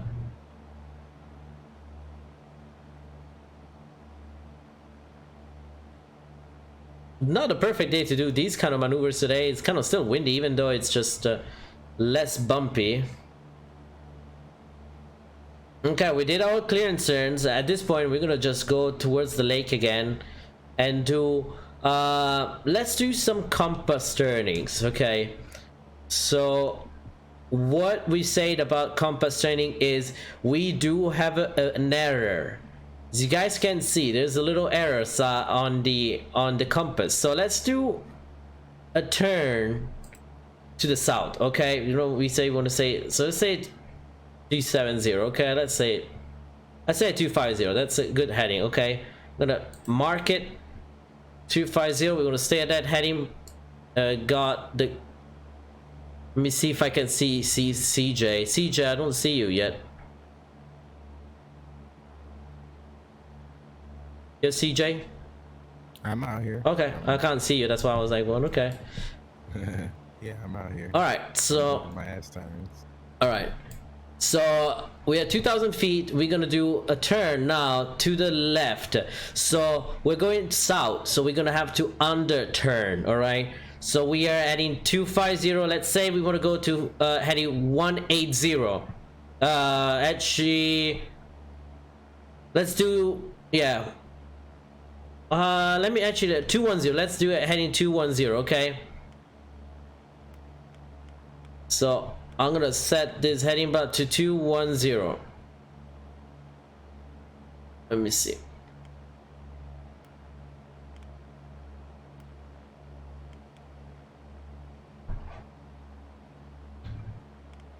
Yeah, it's not easy to, okay, keep an eye. All right, 210.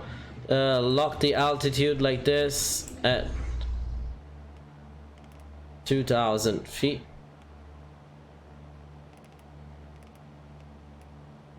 That's fine. All right, so let's start this turn. Okay, so let's say 250. So we're gonna start to 210. That means we have to under turn by 20 degrees, which means at so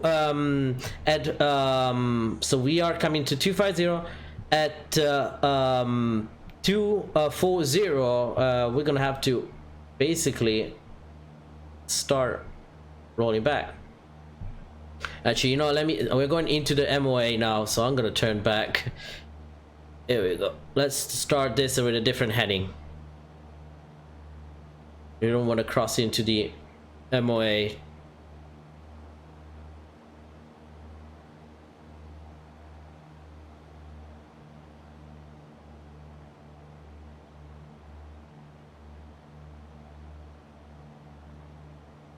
Let's fly east.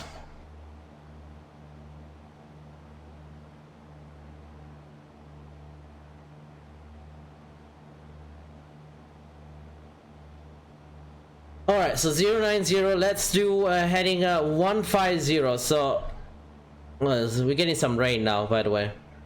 150, so that means we're gonna have to do we're gonna basically have to under turn 20 degrees. Okay, so 150, let me set that heading back.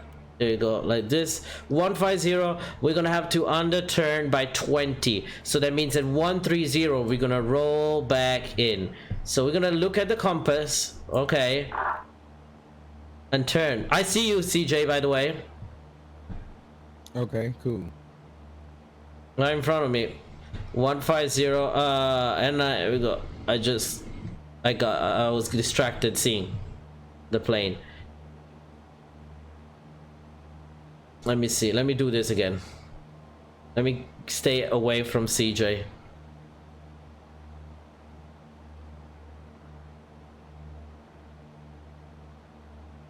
So we are okay, 090, back in 090, 095, whatever. We want to turn to heading 150, and we're gonna have to under turn. All right, so let's turn again.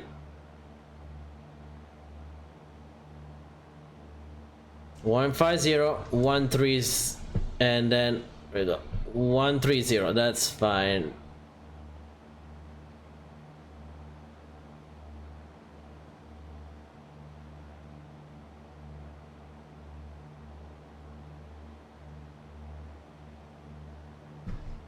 All right, let me see. Clouds just got a little lower on us. Yeah, I went down to 1,800. So let's see. I'm still a bit distracted, but let me get into a northern. Let's see.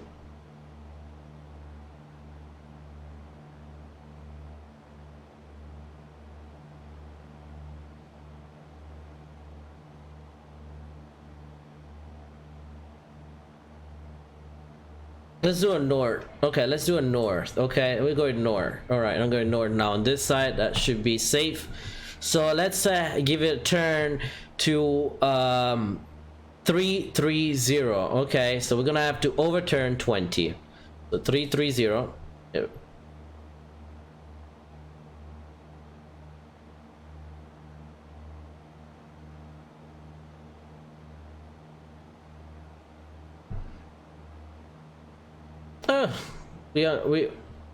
Oh, actually went to 300. Let me see. Let's repeat this one again, okay? It's not easy with this weather. Let me see. Yeah, the weather is killing us. Yeah, it's killing me by moving the plane off the heading I want. So let's try this again.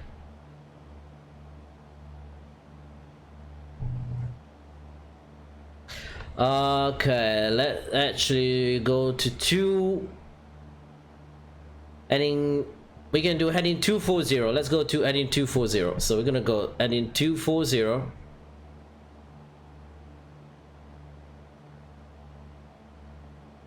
That means underturn, and at 230.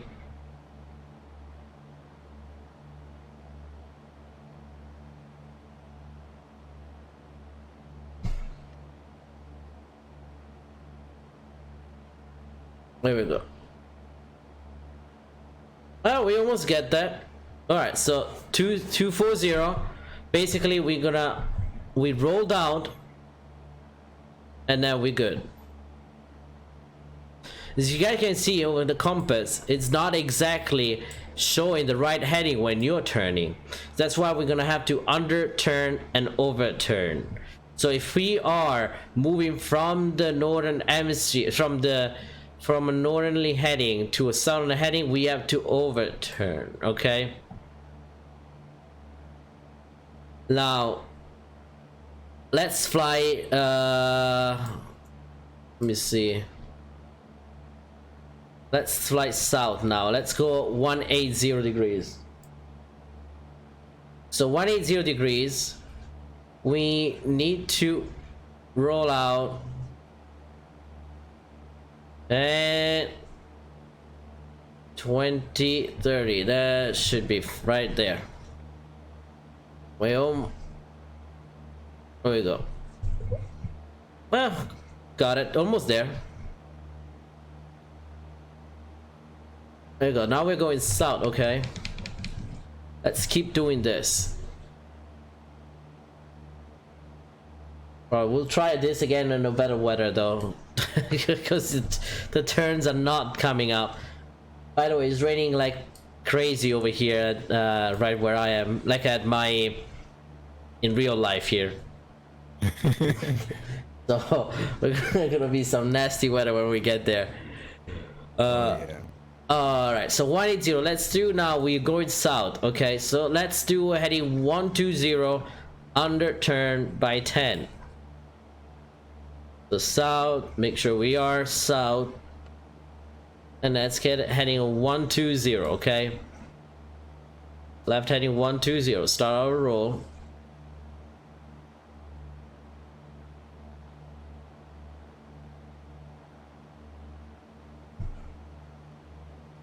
There we go. As you guys see, went back to 120. Now the compass is not aligned with the heading indicator right now. I mean, it is, but it's again it's very precise now, because the plane is moving from side to side. The compass, it's not reading a stable indication, a stable thing. But see, we are about 120. All right, so when we do this procedure, maybe We have to pick up a date where it's not bumpy like this. All right, so let's try one more heading. Let's go. Let's see, 090. Let's see 090. It should be 0 degrees. We don't need to.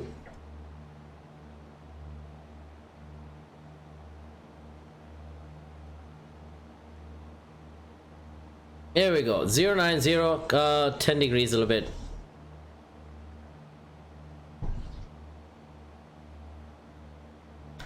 All right, so let's do some maneuvers. Like let's start doing some turn around a point. So let's pick up a point on the map. CJ, what's your location? CJ. Okay, sorry. Yeah, I'm flying heading 120 Over the lake. Over the lake. I just actually crossed inland southeast of the lake. Oh, okay. So we should be. What's your altitude? Still 2,000? Yeah, I'm still at 2,000. Yeah. It's raining like hell. I was like, I'm staying at 1,500. So.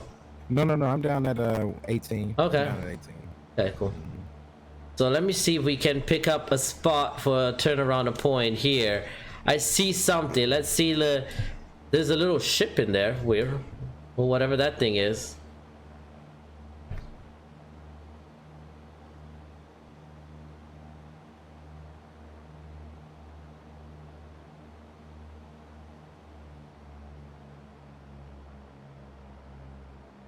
So how we'll know what are the winds like? Okay, so we look always at the waves or the trees. Hey HI, welcome aboard. Hi, welcome aboard, sir. Thank you for joining us. So the winds, they should be, so it's a about 130. So we are now into the upwind. Let's get into downwind. Okay, let's get into downwind and let's take this little thing, this little boat as a reference point. Keep an altitude. We don't want to get too low. Let's get to 1,000 feet. That's fine. Actually, we can keep it at 800 for this one.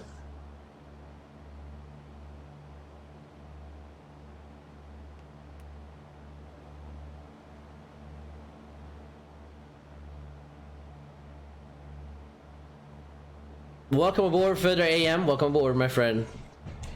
There you go. So let me go. All right.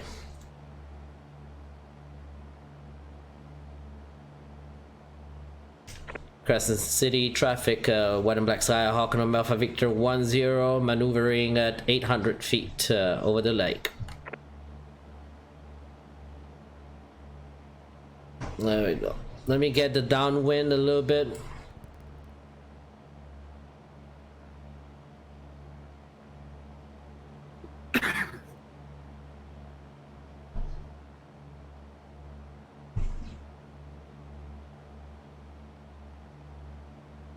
So winds are 130 right now, I believe, something like that. So I'm gonna set my compass to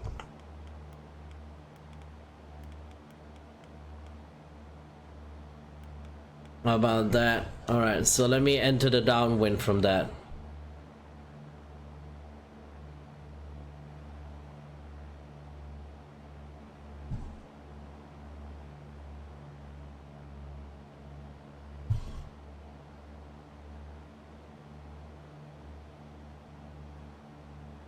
There we go. So we have that on. We're gonna keep the same distance, okay? So we're gonna start right up beam. We have to do a sharper turn on the downwind side.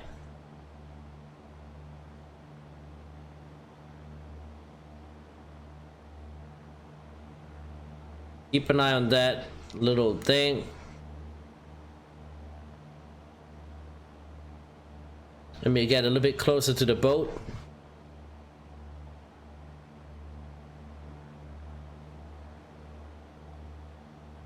Keep an eye on the altitude.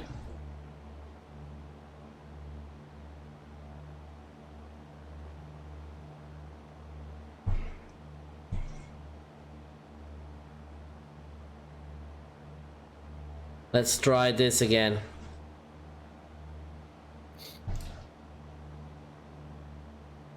Not a perfect weather for this today, huh?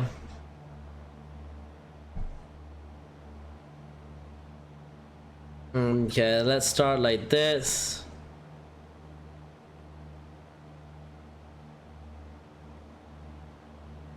We'll keep the nose a little bit.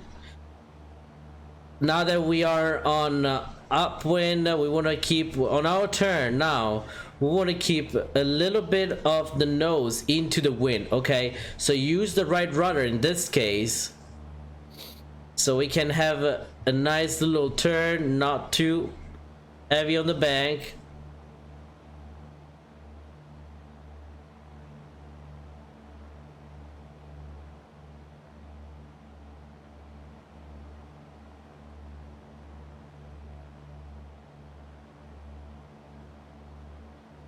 And now when we start flying towards it, now when we get into the downwind, that's when we have to increase the bank again, okay? There we go.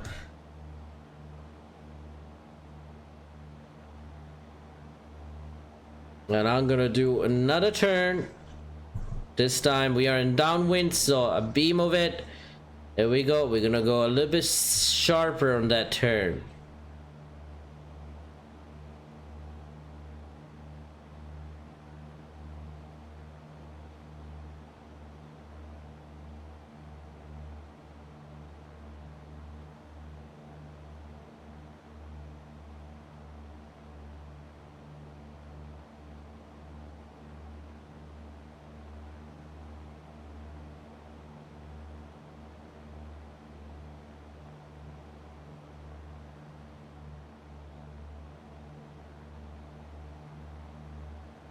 Basically, when we are in the downwind section of it, we want to have a increased bank angle, and we're gonna also put the face the plane into the wind. So we want to push the nose a little bit towards your target, basically. Okay, now that we are a beam and we are in the upwind, we want to do the opposite. Okay.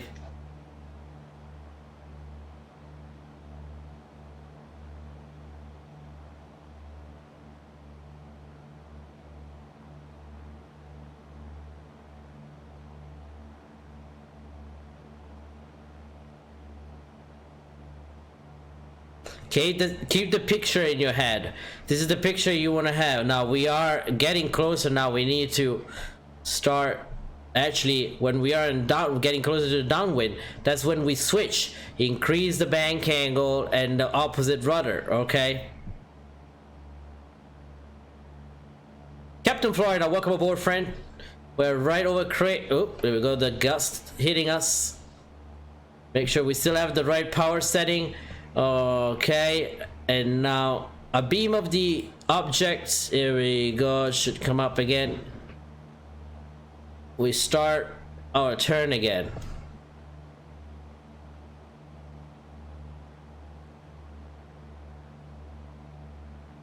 Up to 45 degrees of bank, okay? Not over 45.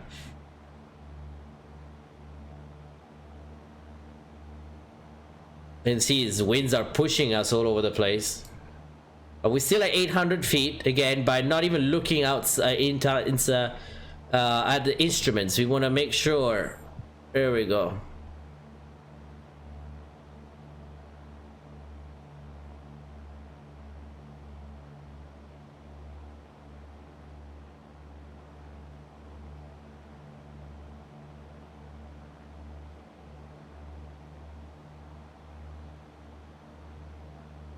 Okay.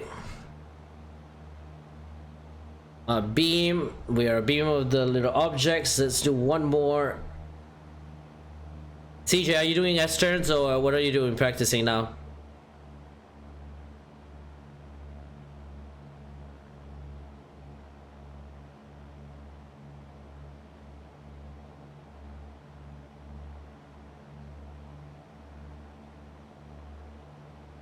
Again, we're gonna put the nose a little bit towards the wind, and then slowly switch when we are getting close to the downwind sector. Yeah, we're doing the turn around the point. Okay, cool. Right over here at the lip of the lake where that big patch is. Okay. Alright, we still have that boat. Same, keep it an eye, same distance, okay? Now, there we go. We are a beam. We're gonna have to go a little bit sharper on our bank. Not too sharp. A little bit of rudder, not too crazy. Oop. There we go. See what happens when you get distracted? A little bit too sharp. JCP123, welcome aboard, my friend. There we go.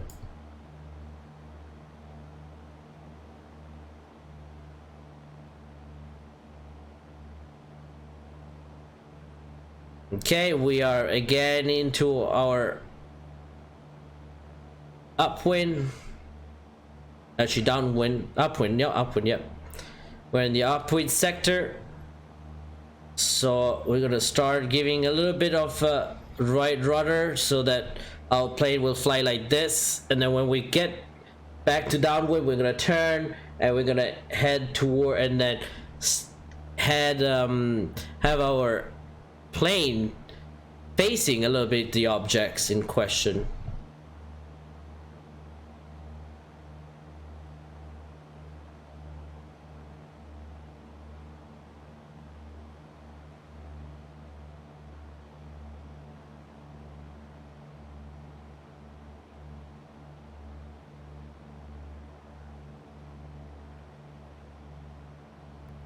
Okay, we are getting to the downwind. A little bit more power.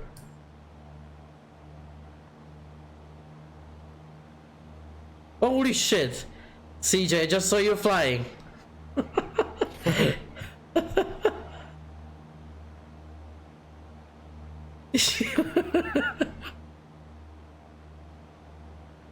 Alright guys, that's not how you do it though. You want to make sure you have an eye on the traffic around you. Right. Make sure you clear yourself. Oh yeah. Well, that's a perfect example on how you not clear yourself there. Absolutely. Most definitely. Oh boy. You passed right under my wing. I mean, right up under you. See, I don't have you on TCAS, and I don't have you at all in there. I don't have it on TCAS neither. It's your. And so I'm trying to kind of base it off of where you are. What are you using? On the stream. What are you using? I'm using the X pilot. Okay. I use the Swift client. Okay. The Swift client was giving me some issues, and so that's the reason I kind of jumped. Oh, okay.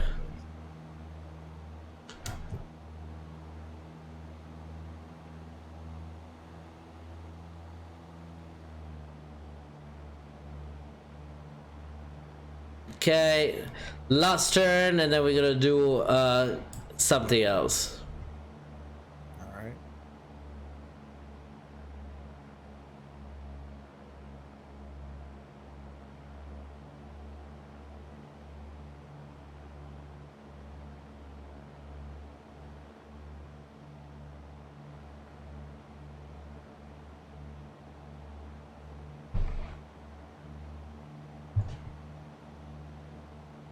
Okay, downwind.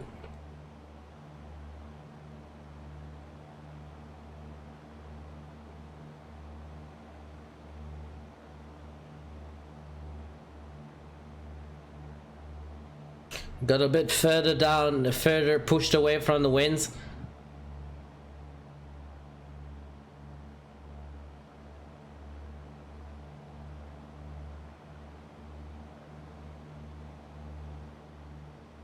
Okay, let's depart.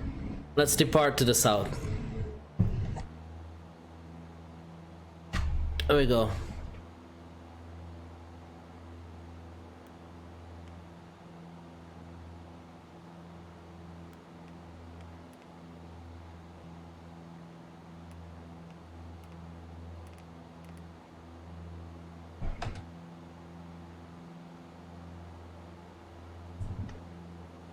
Okay, fuel pump can come off.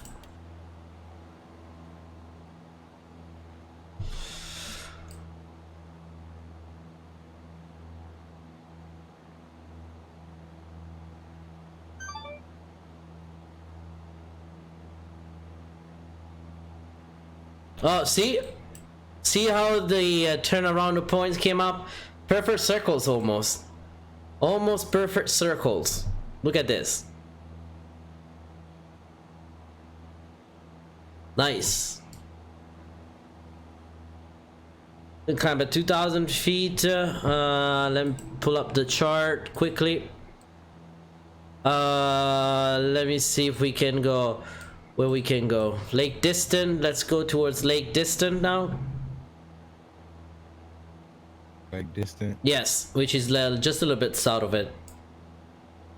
Okay. From Lake Distant. Oh yeah. Okay. Let's see. We can do some operations in the land, like no uncontrolled traffic. There we go. 2,000 feet, power to 2,300. Also, one thing I always notice, a lot of students do that same mistake. When they reach 2,000, the first thing they do is power 2,300. No. Push the plane down. Alright, put the controls down. Stabilize with your yoke first. And then adjust the power and trim. Don't try to cut the power while you're still, you have a high nose altitude. You don't want to do that. You want to... If you, as soon as you do 2,300 and you're still nose high, you will drop. You will see your ass be bleeding, like going down like hell. And when I see kids doing that, I say, no, bro, no, don't do that. You're gonna get us both killed now. All right. And just like let the plane trim it. So push it down, trim it, and adjust the power at the same time. But don't push the power before. Don't pull the power out before you do that. Let's do some unusual altitude. So 2,000 feet, here we go. Over Lake Distant in a bit, basically. Let me see where we are now. Yeah, we're a couple miles north of Lake Distant. Crescent traffic, white and black Skyhawk, November Alpha Victor 10, 2,000 feet, maneuvering over Lake Distant.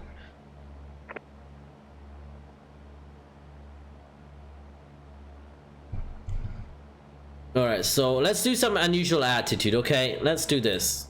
Oh, no, that doesn't work. There we go. Let's do this. Let's say you're looking down, okay?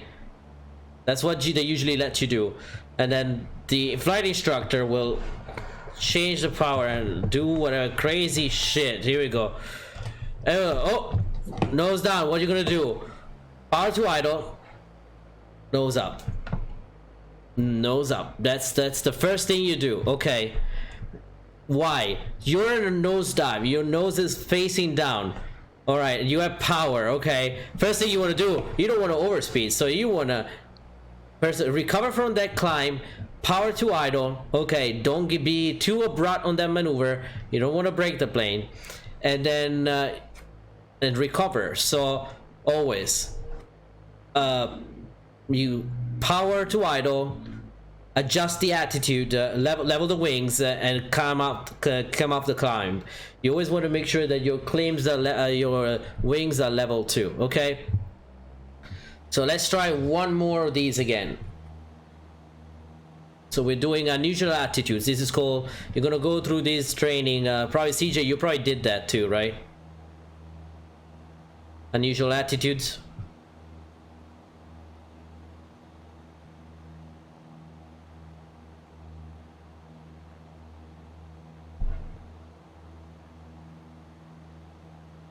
Let's try this again.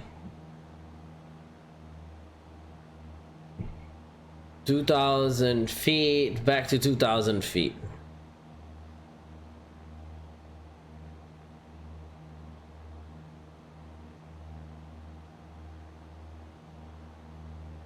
There we go. Back to 2,000 feet. 2300. Oh wait, because we're level there. Here we go.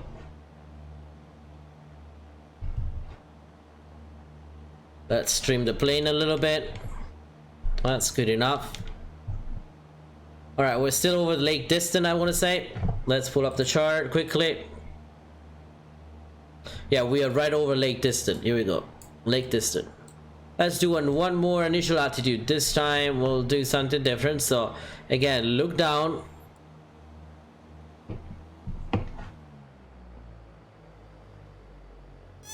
All right.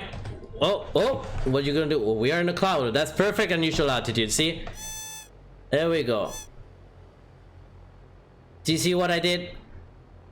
That was perfect unusual altitude. We went back into the cloud. There we go. So let's try this again one more time at a lower altitude. Let's do this. Let's go one more again. A little bit low.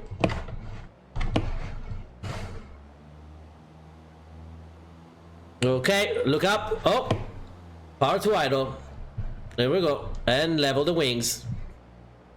That's how you do it. Let's do one more. Power to 2300, okay? Keep power 2300. Every time you do these maneuvers, I like to have the fuel pumps on too. Engine driven fuel pumps, but also electronic auxiliary fuel pump is always a good idea to have it on. Alright, 2300s. Let's do another unusual altitude, and this time, let me see. Let's do this, let's do this, let's do this. There we go, look up. Oh, we're fading out. Oh, push down and power. See? That's exactly what you do. That's how you recover from a very bad situation. If you're facing down and you want to make sure that you have the power to idle, you don't want to be putting the more power into that, because already going downwards increases your speed, and you want to level the wings and pull out from that descent.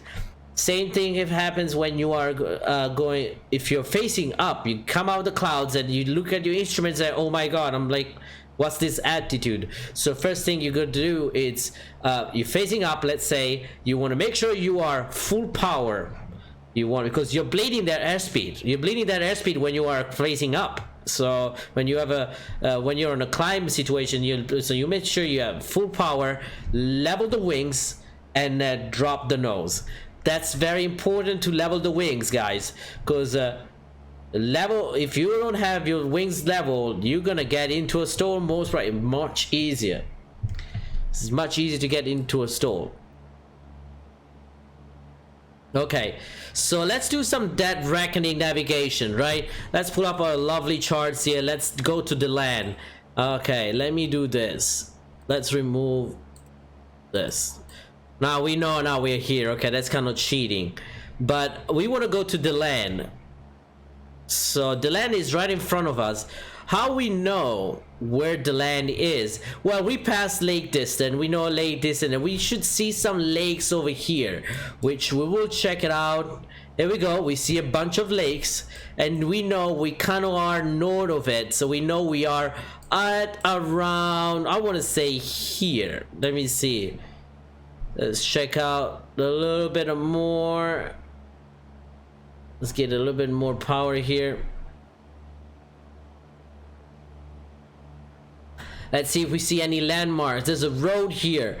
So I want to say we are right above here. That's a very big important road. As you guys can see, I believe we are right above here. Let's see where we are actually. And exactly, here we go. We got the lakes in there and we got the road in there. So we want to go now towards the land. So how we go towards the land? There's a road. So we're going to follow the intersection all the way down to the road. And we get to the city base. Before we're the city, we know. So let's do that.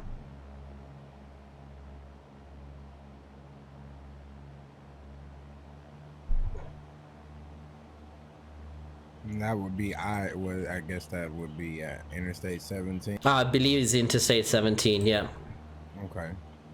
Yeah, Interstate 17. So I'm now following the road till I get to the intersection, and then I will go down with the Interstate 17.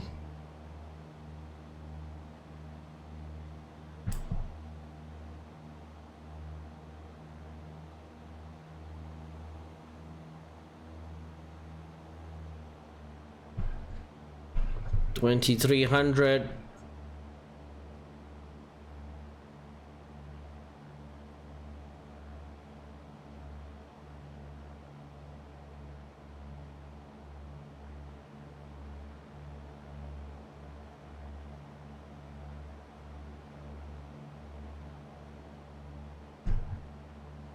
We do a couple touch and goes into the land, and then we'll do a full stop into Flagler County. All right, sounds good. Let's see, what time is it too?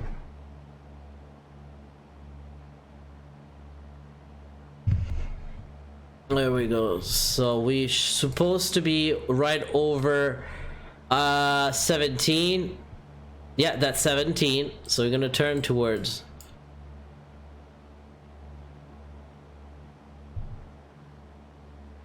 And it makes sense if you think about the land is a little bit south of us. So here we go. We are right above Highway 17. What's your position, CJ?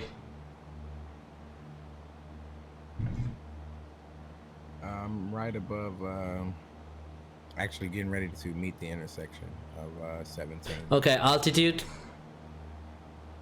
We are down to 1800. Okay, so we I'm 1900. Okay.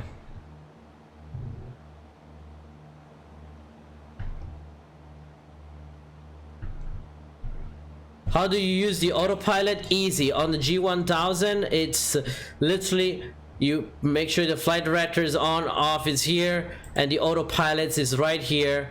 You just press it. That's it. And I'm gonna the heading bug centered. That's how you set the heading. And I will say the altitude like that at 1800. That's it. Now we're flying the autopilot. You can see the trim is automatically moving it. Let's see, you want to turn left a little bit. Let's turn left. 130.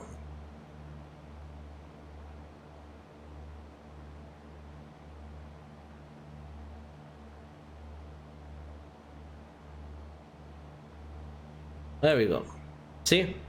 Heading. And then if you have the navigation, you press the nav. You can set if you want it on the GPS or nav or VOR lock.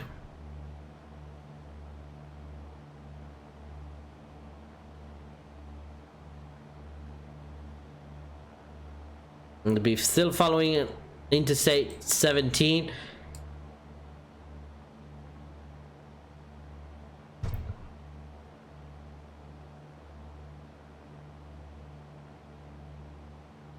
The land traffic, white and black Skyhawk, November Alpha Victor 10. Traffic advisories, please.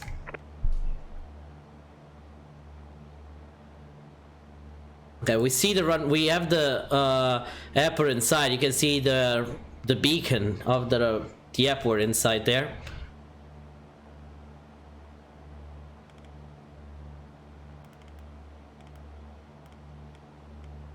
They'd give it a little bit of space.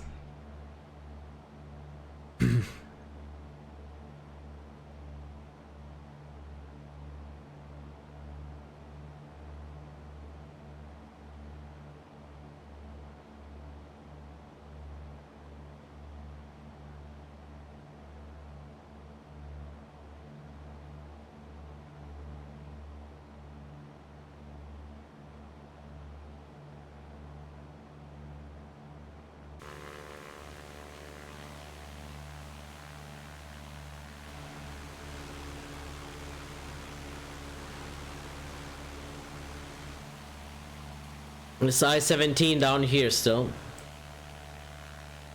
Oh, no, that's the railroad, by the way.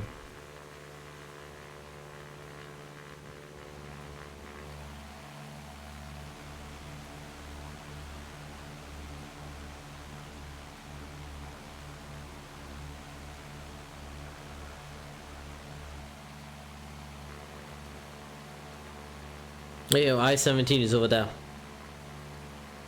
There we go. That road there. That's the raid road. There we go. Let's turn towards over there now. Let me see. And let's pull up the weather quickly on the land. Let me see if I'm close enough to pick it up.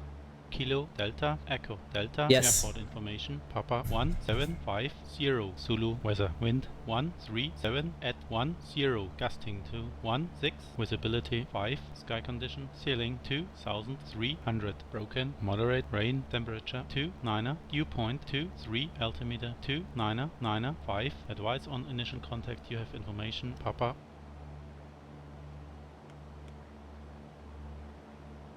Kilo Delta Echo Delta airport information Papa 1750 Zulu weather wind 137 at 10 gusting to 16 visibility 5 sky condition ceiling 2300 broken moderate rain temperature 29 dew point 23 altimeter 2995 advice on initial contact you have information Papa.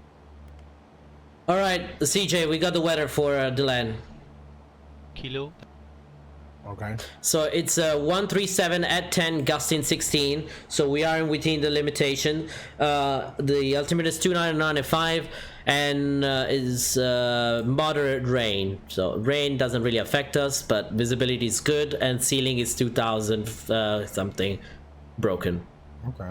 Well, we're down at 18. Yeah. So we're looking pretty good. So Yeah, we're good. we should be good. Let me see the land. It's traffic pattern. I believe it's 1,000 feet still.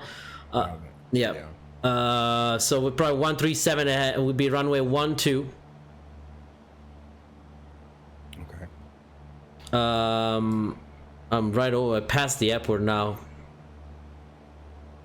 Yeah, I'm actually still tracking Highway 17. Yeah, 130. 5 miles from the airport. So 130. That means is the runway there, I believe. Yes. That over there. So let's do. We're doing what? 1-2. Let me see. It's, Runway 137, 12. Yeah. Runway 12. Okay. All right. So I'm gonna do a left. I'm gonna do a left downwind for it. Okay. Okay. I believe left downwind would be good though. Yeah. So you're gonna fly over 05 and come back around? Yeah. Actually, no, yes. Basically, I'm gonna be. I'm gonna basically doing a downwind for runway 5. All right, and then do a left downwind for runway 12. For 1-2. Yes. Okay. So you're gonna. Just because I can't, like I said, I can't see you. I don't want to. Yeah. We'll see. Maybe you should be ahead of me somehow. It's gonna. All right, so we are good now. Let's set the heading back to 12.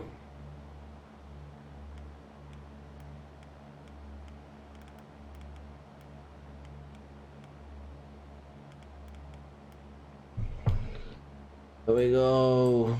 Captain Berger, welcome aboard, my friend. You're on your way to Munich. Ooh, awesome.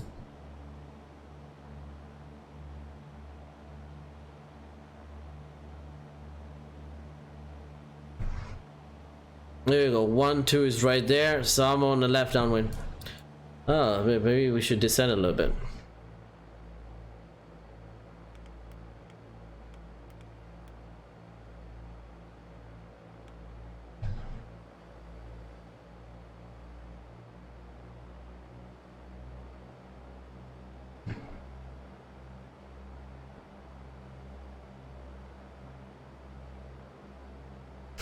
The land traffic, White and Black Skyhawk normal for Victor 10 on a left downwind for runway 12, the land traffic.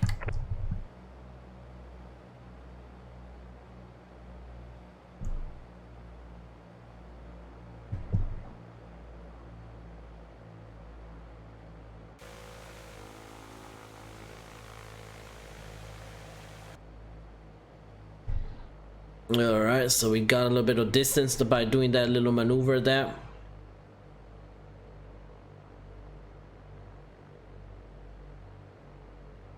I believe I'm actually not. Let me see. I think I'm not actually aligned with the runway. Let me double check.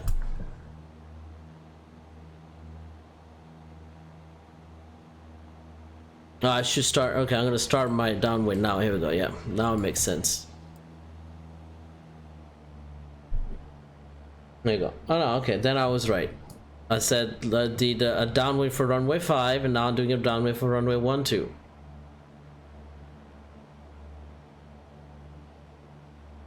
Okay, the lights are on, and you can make sure props full forward. Make sure and it's full forward. Okay, good.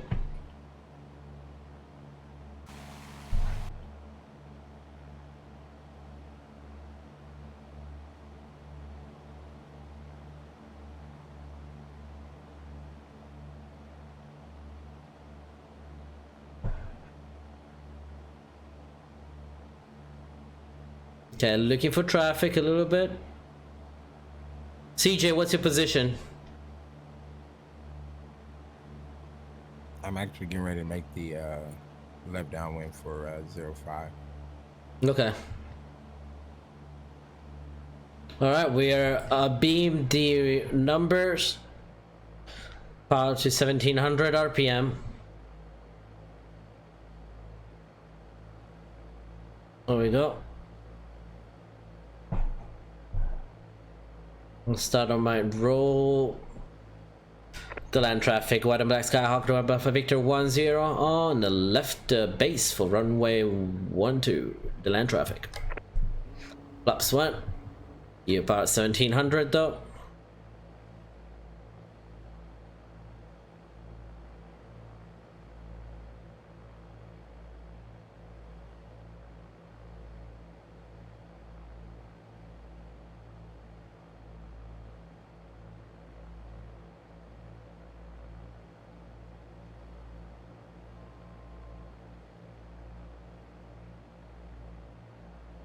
I'm gonna put the. I'm gonna just go with flaps 20. There we go. The land traffic, white and black Skyhawk, November for Victor 10 on the final runway 12. The land traffic.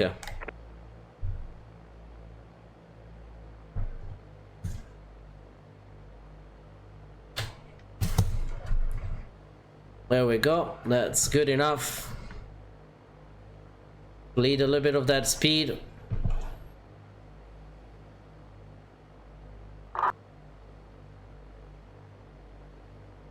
Coming in fast.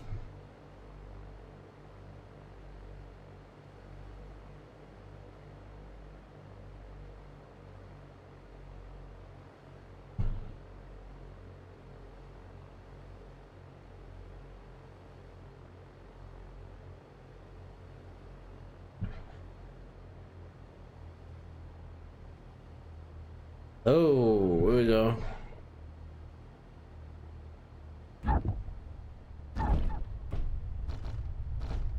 Flaps up.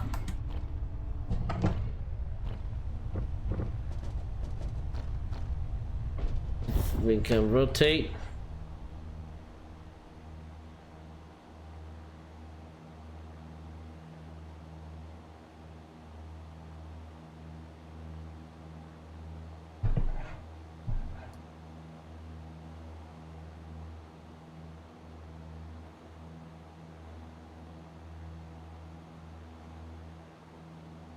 Oh, that gust.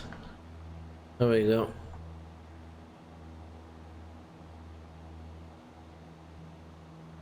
The land traffic on upwind runway 12 will turn for the left downwind runway 12. The land traffic 700 feet.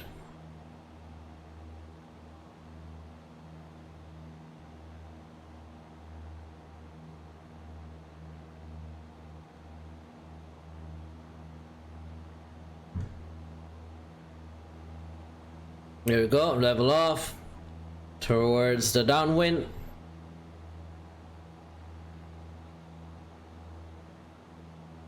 There we go. We level the plane. 23 power.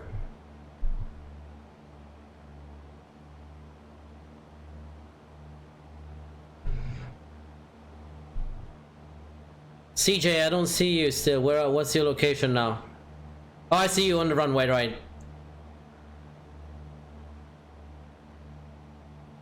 Do you make any calls on 122.8? I didn't hear anything. Yeah. Okay. Can you hear me? No, I did not hear your calls. Oh, okay. Let me check and see. It's weird because I stopped hearing you coming over to. Okay, you are on the go now. Yep. I see you right there. The land traffic, white and black Skyhawk, November Alpha Victor 10 on the left downwind for runway 12, the land traffic.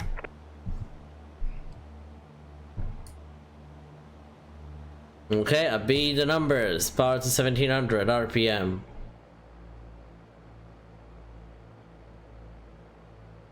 Captain Reynolds, welcome aboard, my friend. Welcome, welcome. There you go. Start my turn. Now we're not going to set the flaps here because we're only going to put 2 notch of flaps since the weather is pretty crap. Alright. Flaps 10.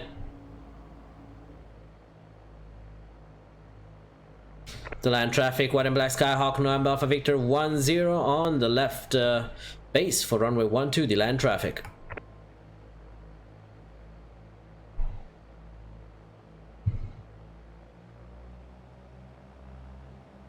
November 6362 Mike on the left downwind for runway traffic 12, Dylan traffic.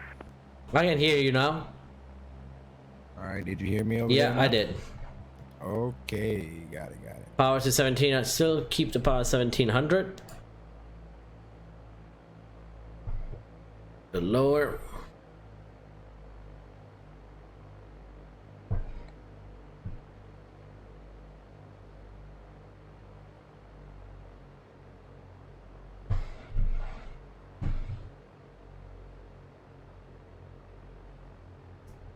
One notch of flap again.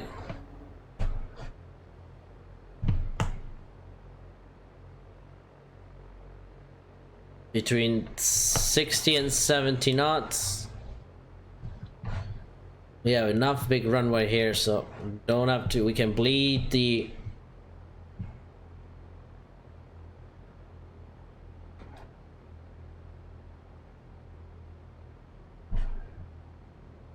Oh, weather has changed.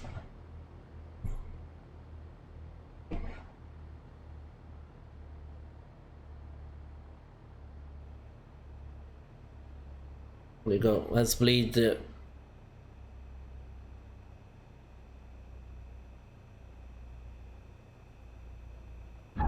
That was a giant blow. Flaps up. Full power. That's because the winds change. The weather's just changed to me, by the way, CJ. 55 knots. Rotate. Yeah, I just got it too. Much better.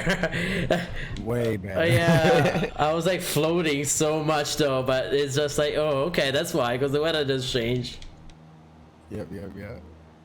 That was perfect. I needed that. Yeah. Spec Life said, tell CJ clear prop. Oh, you have to yell clear prop. We read. Yeah. You gotta yell in the room. Yeah. When you get ready to fly, you gotta do it. If you don't do it out loud, you're not authentic, man. I know, right? Clear prop. Cessna 6362 Mike, making a right base turn for runway 12.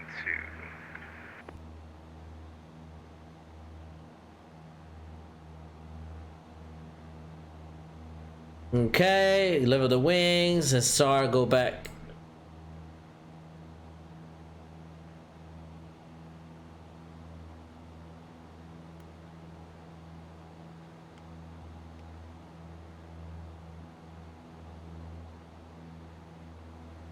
Much better performance with the Cessna now. There we go. 2300. The land traffic, black and white Skyhawk November for Victor 10 on the left downwind 4, runway 12, the land traffic.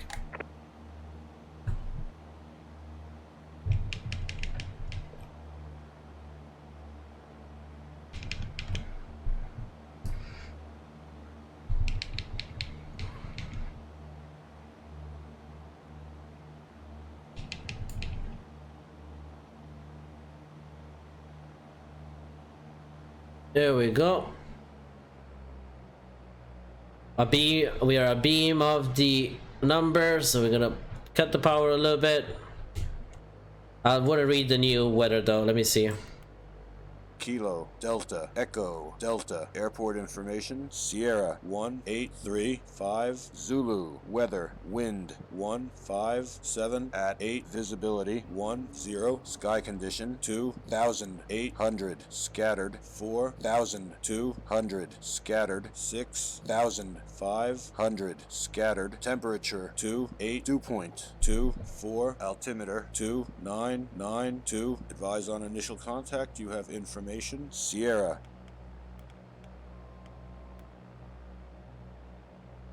Kilo, Delta, Echo, Delta, airport information, Sierra, much better glide on 1835, final. Zulu, weather, wind, 157 at 8, visibility, 10, sky condition, 2,800, scattered, 4,200, scattered, 6. Right, I'm turning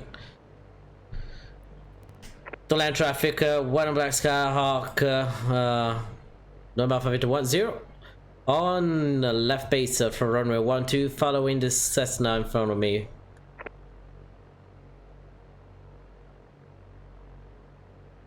Alright, so what we see, we need to let's do some S turns here to get more space with the other Cessna.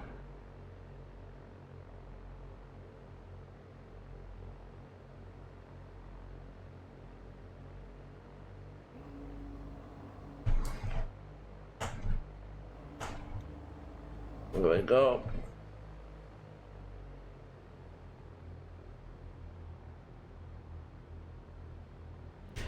And the line traffic number for Victor 10 Skyhawk, we are on final runway 12 behind the Cessna in front of me.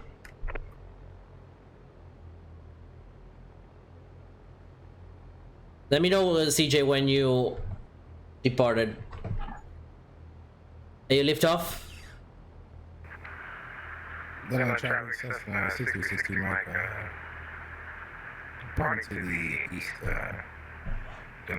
Okay, so then I can land. Good. Nice.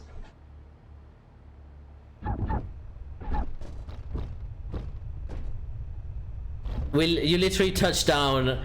I literally touch down when you lift off. All right. There we go. Full power. 55 knots. Here we go. I'm gonna have to extend my downwind at this point. My upwind, actually.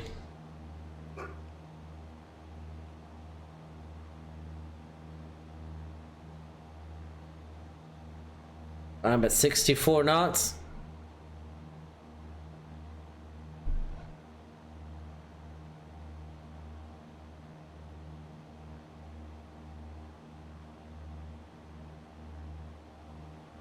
Okay, we have the traffic inside there. Gonna extend my... Do you not have wrap? Yeah, I do have wrap.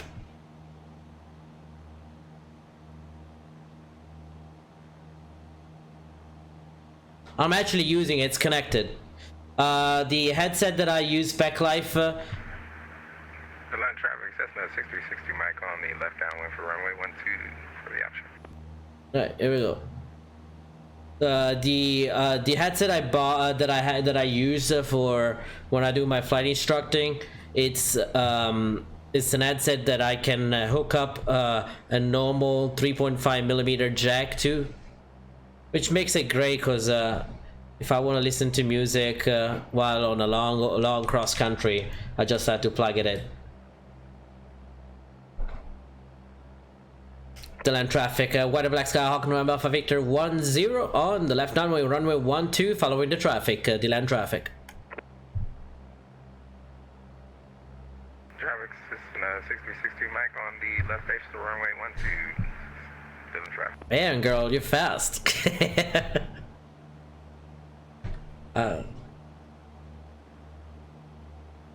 Like, he likes it to keep it short. He keeps the traffic pattern very short. That's good. ATC will love him. Yeah, you get out the way, you know. Yeah. Get in there, get in there. The key to it is really to maintaining the distance. I from love the these airport. stickers. Hold on. Who's that?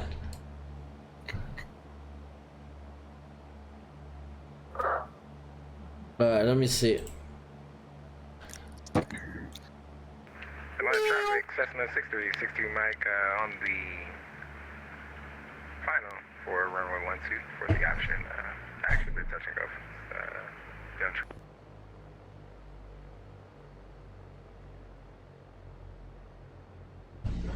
Yep, flaps 1.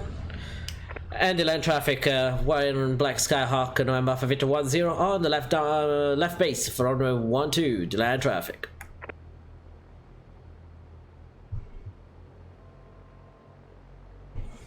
Yeah, and I was saying you keep the pattern short. You get in and get out, especially here in Montgomery because we have the regionals here. Yeah, I thought so. You gotta do what you gotta do and get out of the way. Otherwise, they'll throw you in a hold, and that's never fun. Nope. The land traffic, white and black Skyhawk, November Alpha Victor 10 on the final runway 12, the land traffic, following the traffic. And the traffic Cessna 6362 Mike is departing to the southeast, clear runway 12, down traffic.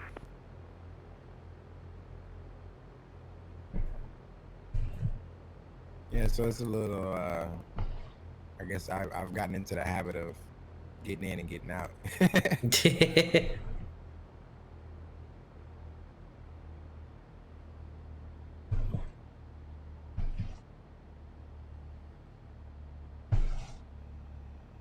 I know one thing, you actually perfect your climbing turns at airports like that. Yeah. There we go. Full power.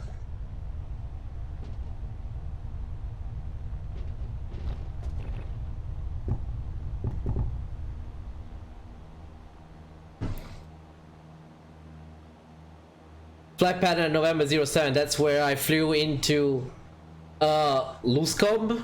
In a Luscombe. Oh, okay. Where is he? Let me see. Let's see CJ. I see CJ. Weather is changing again. Okay.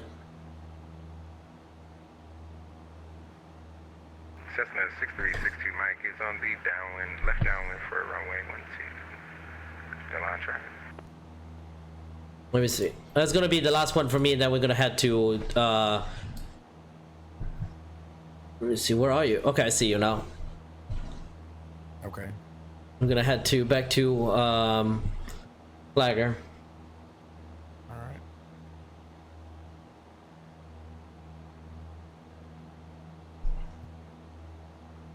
Okay, level the wings and see situated. Yeah, good.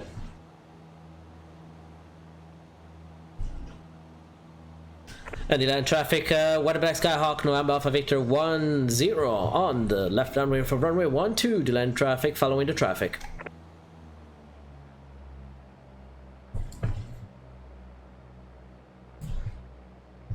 Let's do no flaps landing. Check. Okay. Let me see. Primer check. Charlie checks the Avio man. I know this is completely off topic, but what's your favorite Italian dish? Wow, that's very off topic. My my favorite Italian dish is definitely carbonara. I don't know if you ever had it, but oof. Or risotto with the asparagus and fungi porcini mushrooms. So that's good. You're making me hungry, man. The line traffic Cessna 6362 Mike on the left base for runway 12, touch and go. So we got our weather low, so the rain stopped.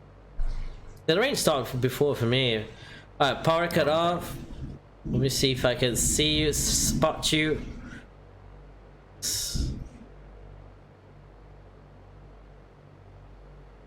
So when we do a no flaps landing, it's between, we have to keep a speed between 70 and 75.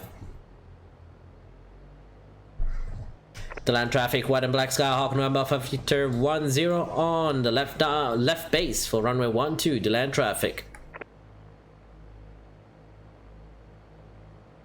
There we go. Land traffic, Cessna 6362 Mike is on final for runway 12. Oh shit, are you? I don't see you. I made it very short, this one. Uh-oh.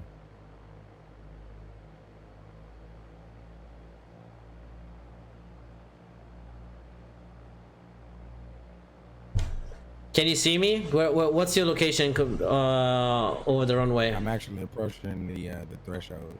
You're approaching the threshold. Mm-hmm. Okay. Well, we'll see it later. That traffic on final runway 12. That traffic.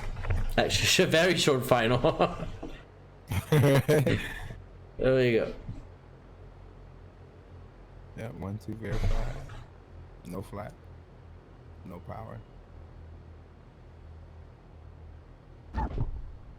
There we go. We go. Full power.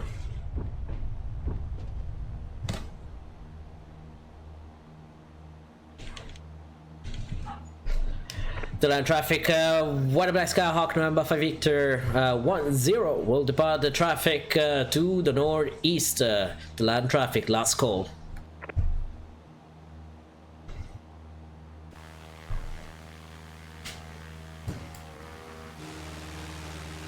Cessna 6362 Mike departing to the east for runway 12. The land traffic. There we go. We got that one in.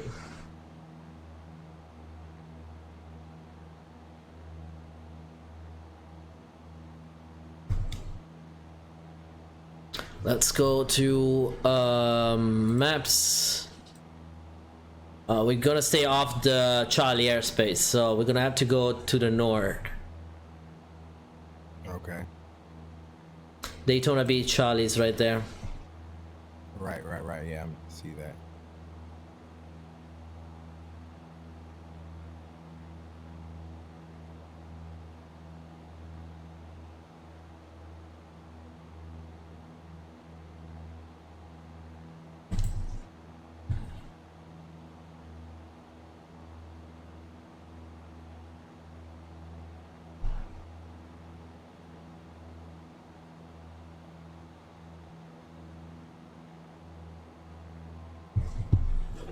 Okay, let me do this. All right, so we headed towards Back to Flagler County, yep, because I had to leave in the, Flagler County. yeah. Okay. We do 3,000 feet.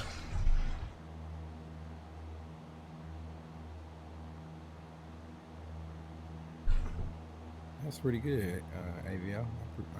I enjoyed that today, man. Yeah, it was good, right? The weather was a little bit awful, so we couldn't actually do Right. any of those instrument turns. Right. But it was actually not bad at all. I liked it.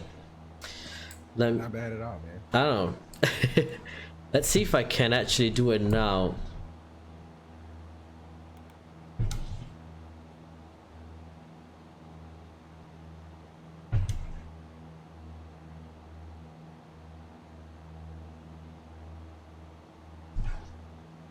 All right, we can turn good over 3,000. I'm gonna lean the mixture a little bit.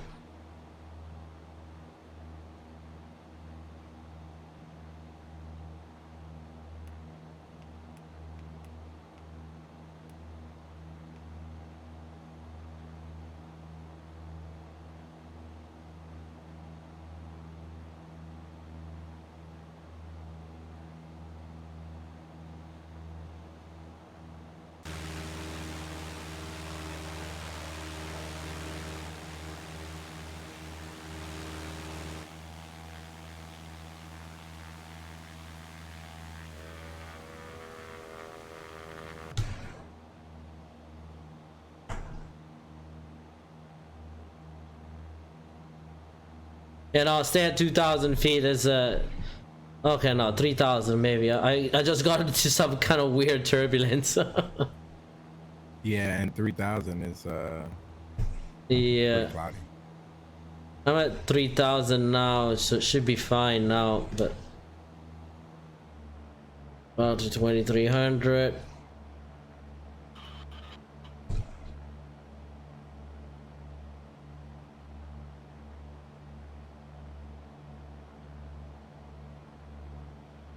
Look at now, it's pretty actually stable here at 3,000 for me.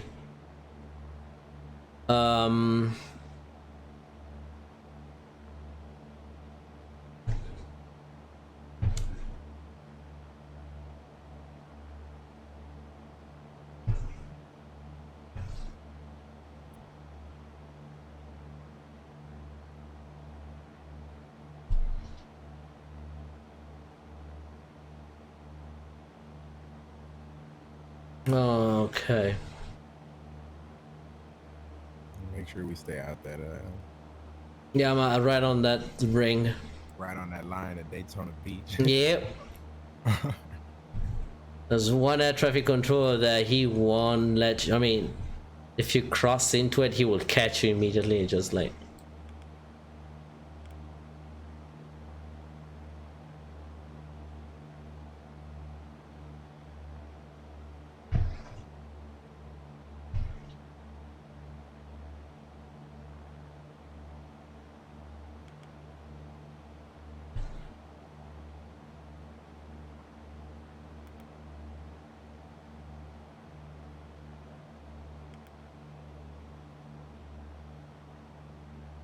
Okay, so let's see if we can do some turns. Let me see where we want to do the turns.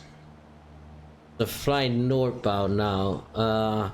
Let's do a 350. Let's do a turn to heading 030 for a bit. Yeah. And see, and let's read the compass, okay?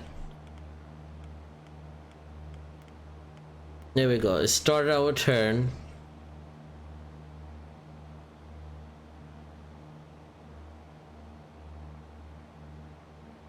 There we go.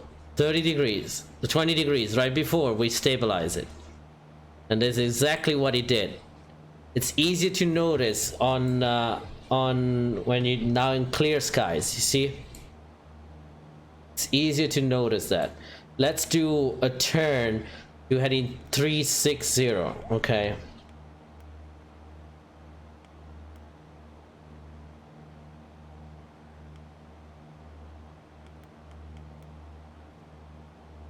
And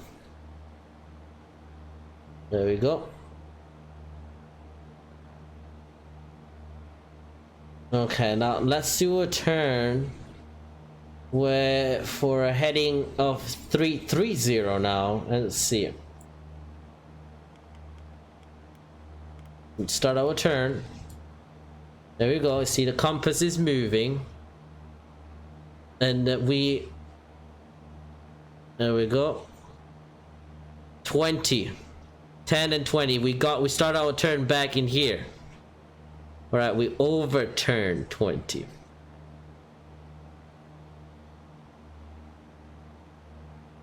We overturned by 20 degrees.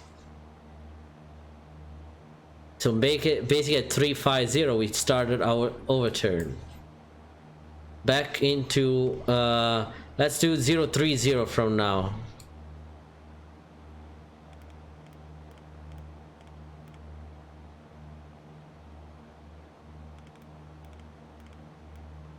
We should start, there we go. It's 20 degrees. So 030 overturn. Here we go.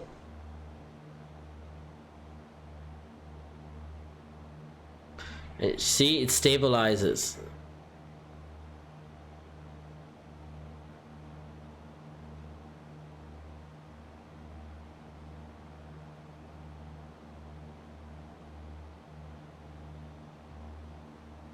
Let me see the weather in Flagler County.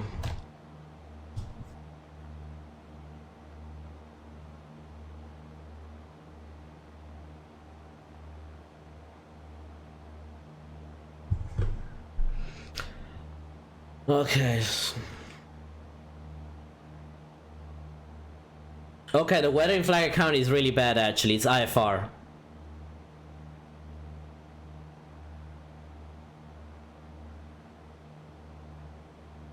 Did you get it? Yeah, I'm looking at it now. It's saying gusted 17, 2 30 miles and rain. I mean, it doesn't look like that. I mean, we got some heavy rain before, but let's see if we can see something. 2 statute miles of visibility. Yep.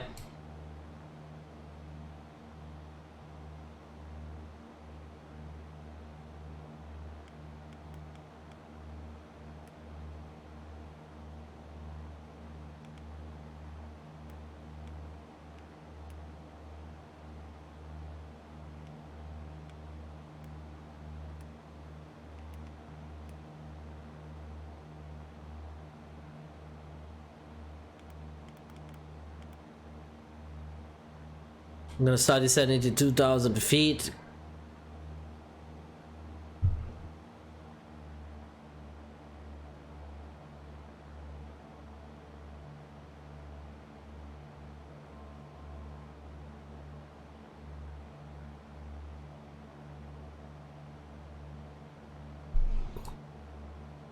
I was gonna prepare just in case not an arrival, but an approach.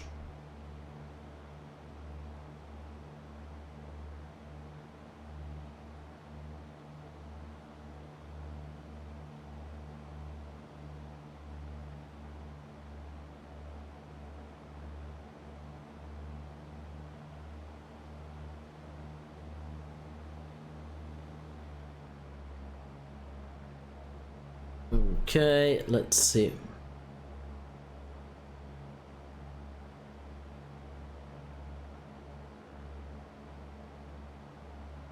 There's an RNAV approach to runway 11 just in case.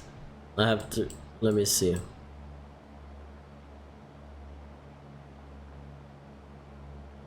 Right now it's actually pretty clear. I don't know if the weather will update any soon, but I have to get lower than that. Let's do 1,000 feet now. There we go.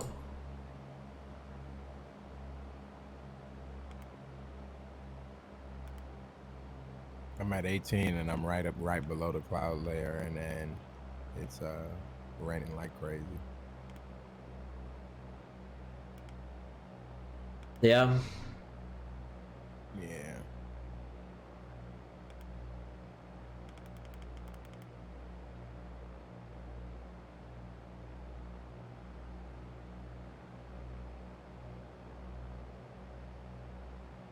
Okay, let's do the heading bug here.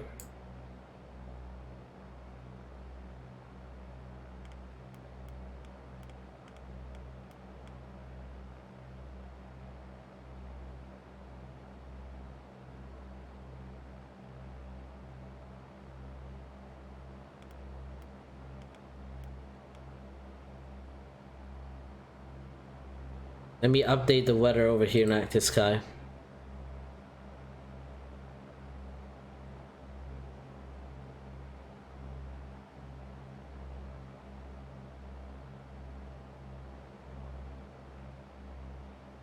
Nothing crazy for now, but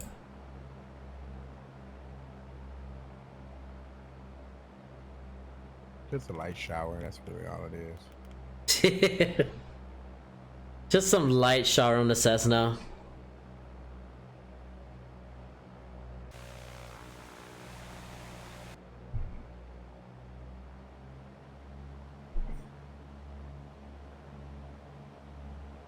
What's your location now? I'm actually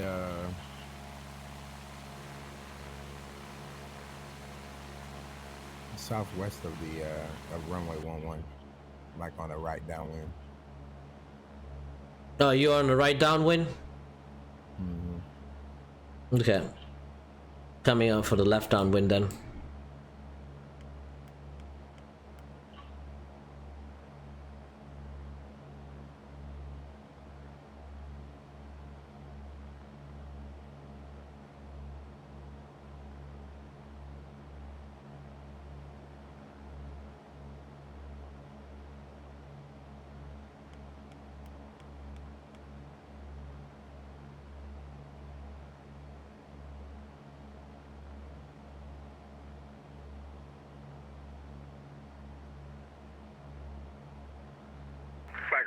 Cessna 6362 Mike on a right base for runway 11.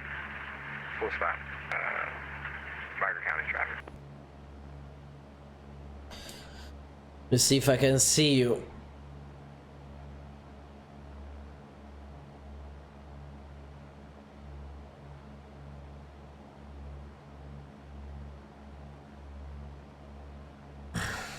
No visual yet.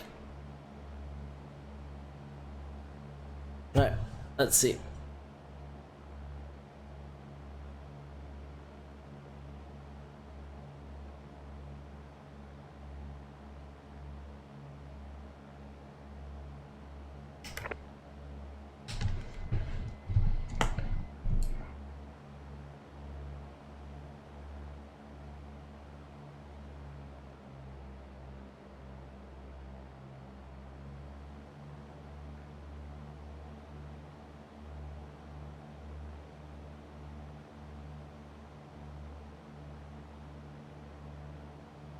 Okay, right there over 100.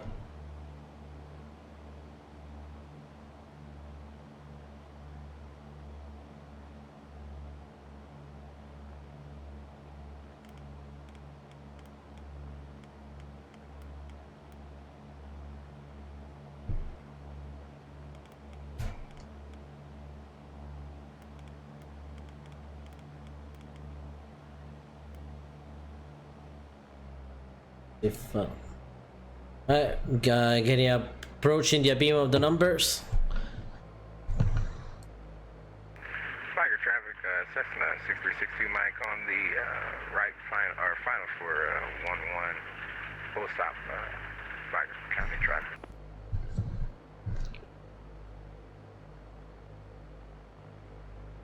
You say you're on final? Yeah. Drop the speed, okay.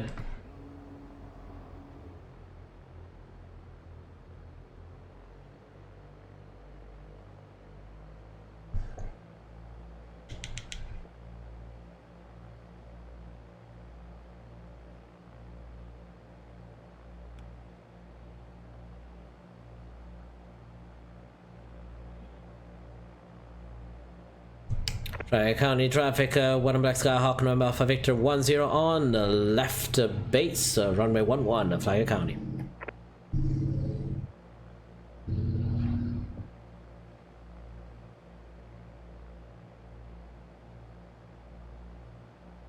Did you touch down?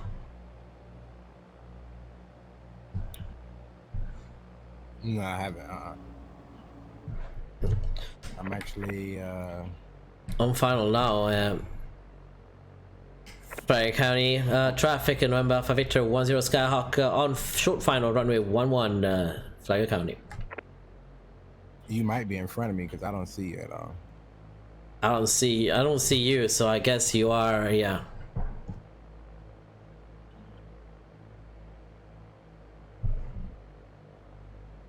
I'm about 4 mile on a 4 mile final. Oh no, I'm a short final. Yeah.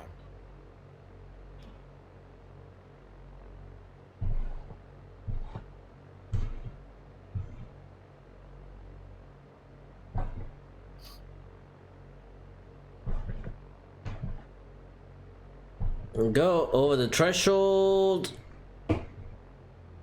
Power out. Let the speed bleed.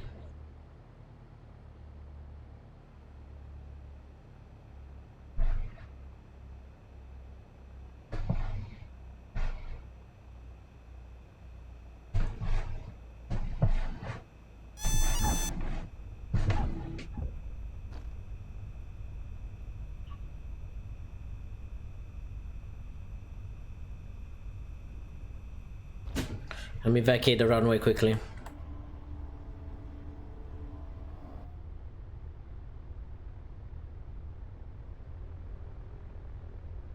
Flagler County Airport traffic, black and white Skyhawk, number Alpha Victor 10, vacating runway 11 to the left, last gold.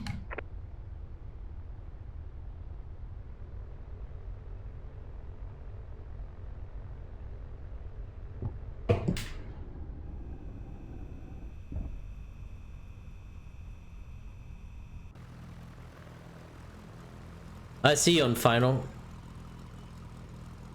Flagler County, Cessna 6362 Mike on the short final for runway 11. Full stop. Flagler County traffic.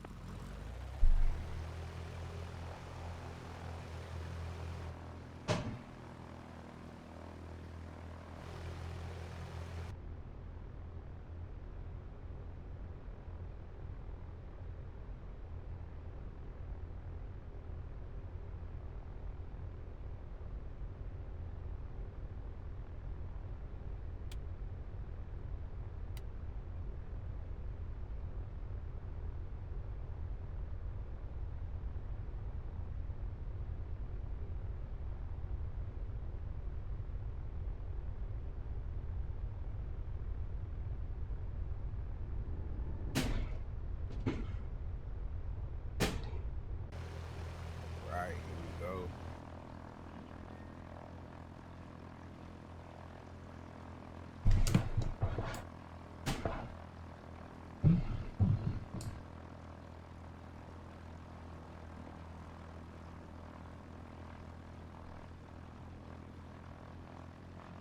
Let me see if I can take a picture of you.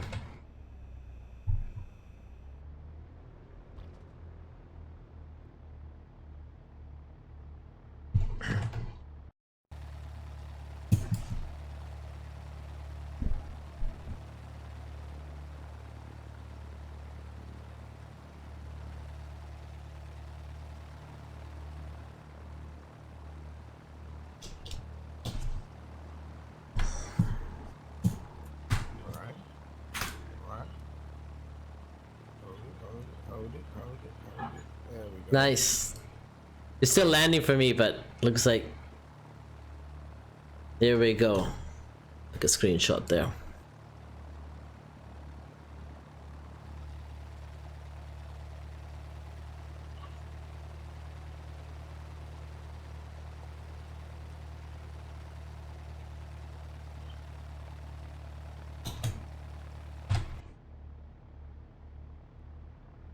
I know one thing, it happened to me once. I called the Microsoft and they gave me a free key. What are you talking about? So maybe call Microsoft.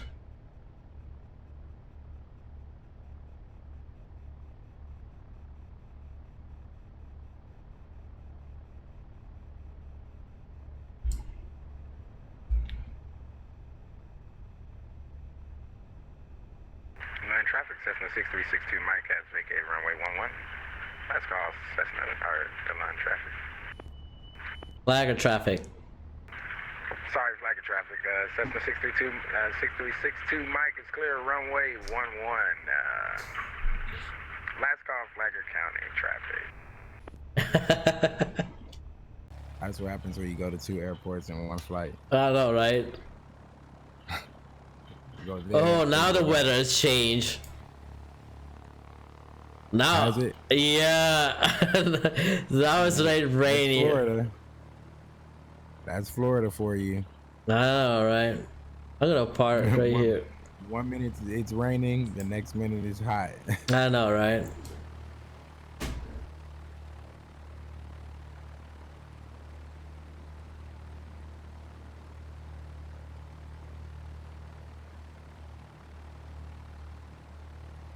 There we go. All right, so we can turn off the avionics. Here we go. Avionics are off, and we're gonna start our shutdown checklist quickly.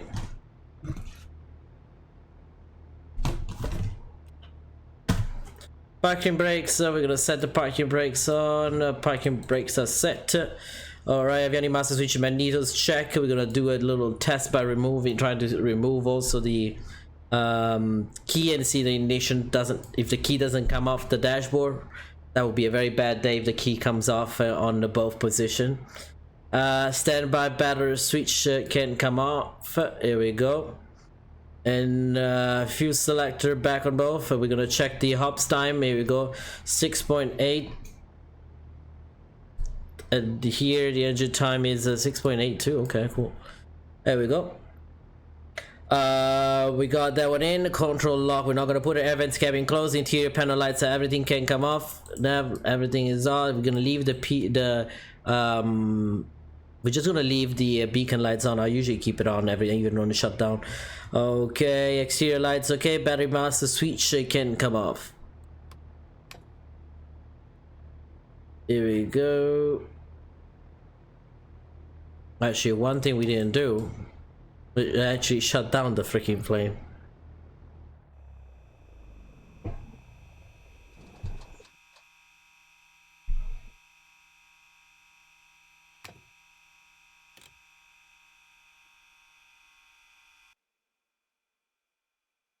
I see you.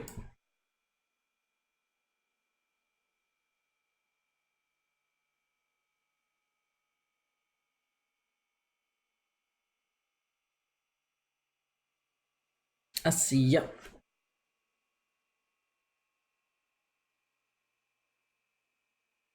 You're parking on the ramp right there, right? Yeah, we gonna park it over here. Okay. Alright, turn that off. Turn the nav light. Avionics can come off here.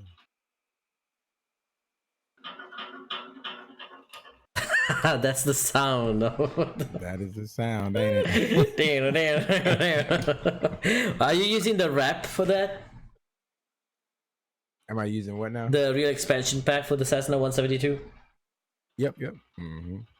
Yeah, I think it's. You know what I got? I got it just because you had. I saw you fly it on the first one. Oh, okay. And I saw how it had the intuitive checklist and the walk around. And stuff. Yeah, that's actually pretty good. The checklist is good. Heck yeah. And actually, even the flights, like the flight model, is actually changed, so it's actually pretty good. Okay. Yeah. It behaves a little bit different than the default Cessna 172. It most definitely does. I yeah. can tell it even down to the taxi, because I don't know if you noticed the taxiing on the yeah, the default Cessna. It's horrible. It's garbage. Nothing like the real thing. I know. I don't know if it's garbage or it's better, but it's just not like the real one. It's not like that. Yeah, not exactly like that. But otherwise, even when you do perform stalls, I tried already, and it respects pretty. I'm not gonna say it right on the spot, but it's much closer to the real thing when you do the stalls and slow flights. There was one time I did a slow flight, and the weather conditions were so good for that it actually looked like if I looked down to the ground, looked like I was hovering over. Yeah, it happened to me 4 times in real life, where we did a slow flight and we were literally like a helicopter, not moving. Our ground speed was so freaking low that we looked like we were just hovering over.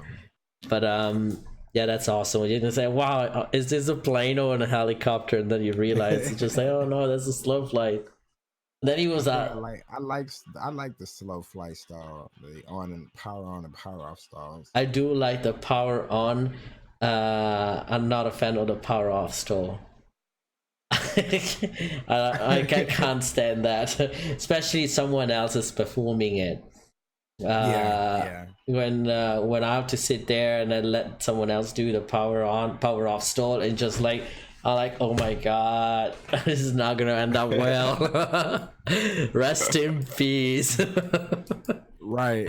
Yeah, no. Funny. But otherwise, stalls are cool.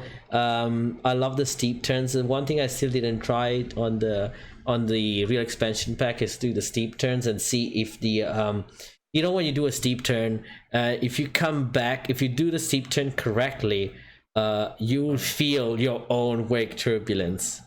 Have you ever felt that? No, no. Okay, so if a perfectly done steep turn is when you return to your position, to the heading you selected when you started, and you feel your own wake turbulence. Wow. Yeah, I did it for a couple of times and it happens. We try to, when we do flight training, we try to achieve that. So you will feel like literally you're rolling out the steep turn, and you will feel the plane going up and down like a kind of like a bumpy, like a, and that's it. You hit your own turbulence. I was like, wow, did I just freaking hit my own freaking turbulence? I was like, yeah, that's awesome. The turn is just that steep. Yeah, it's so steep that you literally come back and you hit You your come back into your that's own. crazy. Yeah, That's exactly. fucked up. I know, right? That's so cool. All right. So we're gonna do another flight next week. Try to have it on weekends. We'll probably try. Hopefully, there will be better weather, and we can try Smart Co-Pilot this time. Okay. Since we both have the real expansion pack, we both have the same scenery and the ortho. I believe we all have the V2 from Vertigo Sim. We can. Oh, if you don't have, we can have the V1. No, I actually have my own ortho. Oh, your own ortho. Okay. Well, I haven't gotten that far yet, but I'm gonna I'll grab the V2. Yeah, I grab the V2 and because I downloaded the V2, I didn't install it yet. But we can do a Smart Co-Pilot flight and see if we can actually do some of these maneuvers like that on the same plane, and that would be cool. Yeah, that would be. All right, let's do it, man. I'm with it. Yeah, awesome. That would be great. All right, guys. Appreciate it, Avio, man. That was absolutely amazing, guys. Don't forget to like and subscribe to the channel if you haven't. Yeah, and this is absolute great content, free content that you can't get anywhere else, boys. I know, right? And then make sure you also give it a thumbs up and subscribe to my friend CJ Hollister on his channel. You guys are amazing. CJ, thank you so much. It was a pleasure flying with you. It was really fun. We'll see you all next week. I'm gonna come up. Actually, tomorrow we're doing a group flight with Spago Z in where we at in Jesus, forgot the island. Cape Verde. So yeah, Cape Verde. We're gonna bring our Cessna 172s. I'm gonna bring my little Cessna 172, this one here too, and we're gonna go with some VOR and NDB navigation flights. So tune in. Make sure it's gonna be at 6 p.m. Eastern time. So 6, 7, 8, 9, 10, I believe, right? 10 p.m. Zulu. And so we'll see you next time. Yep, 10 p.m. Zulu. So make sure you tune in, and we'll see you next time. Awesome, guys. See you. See you.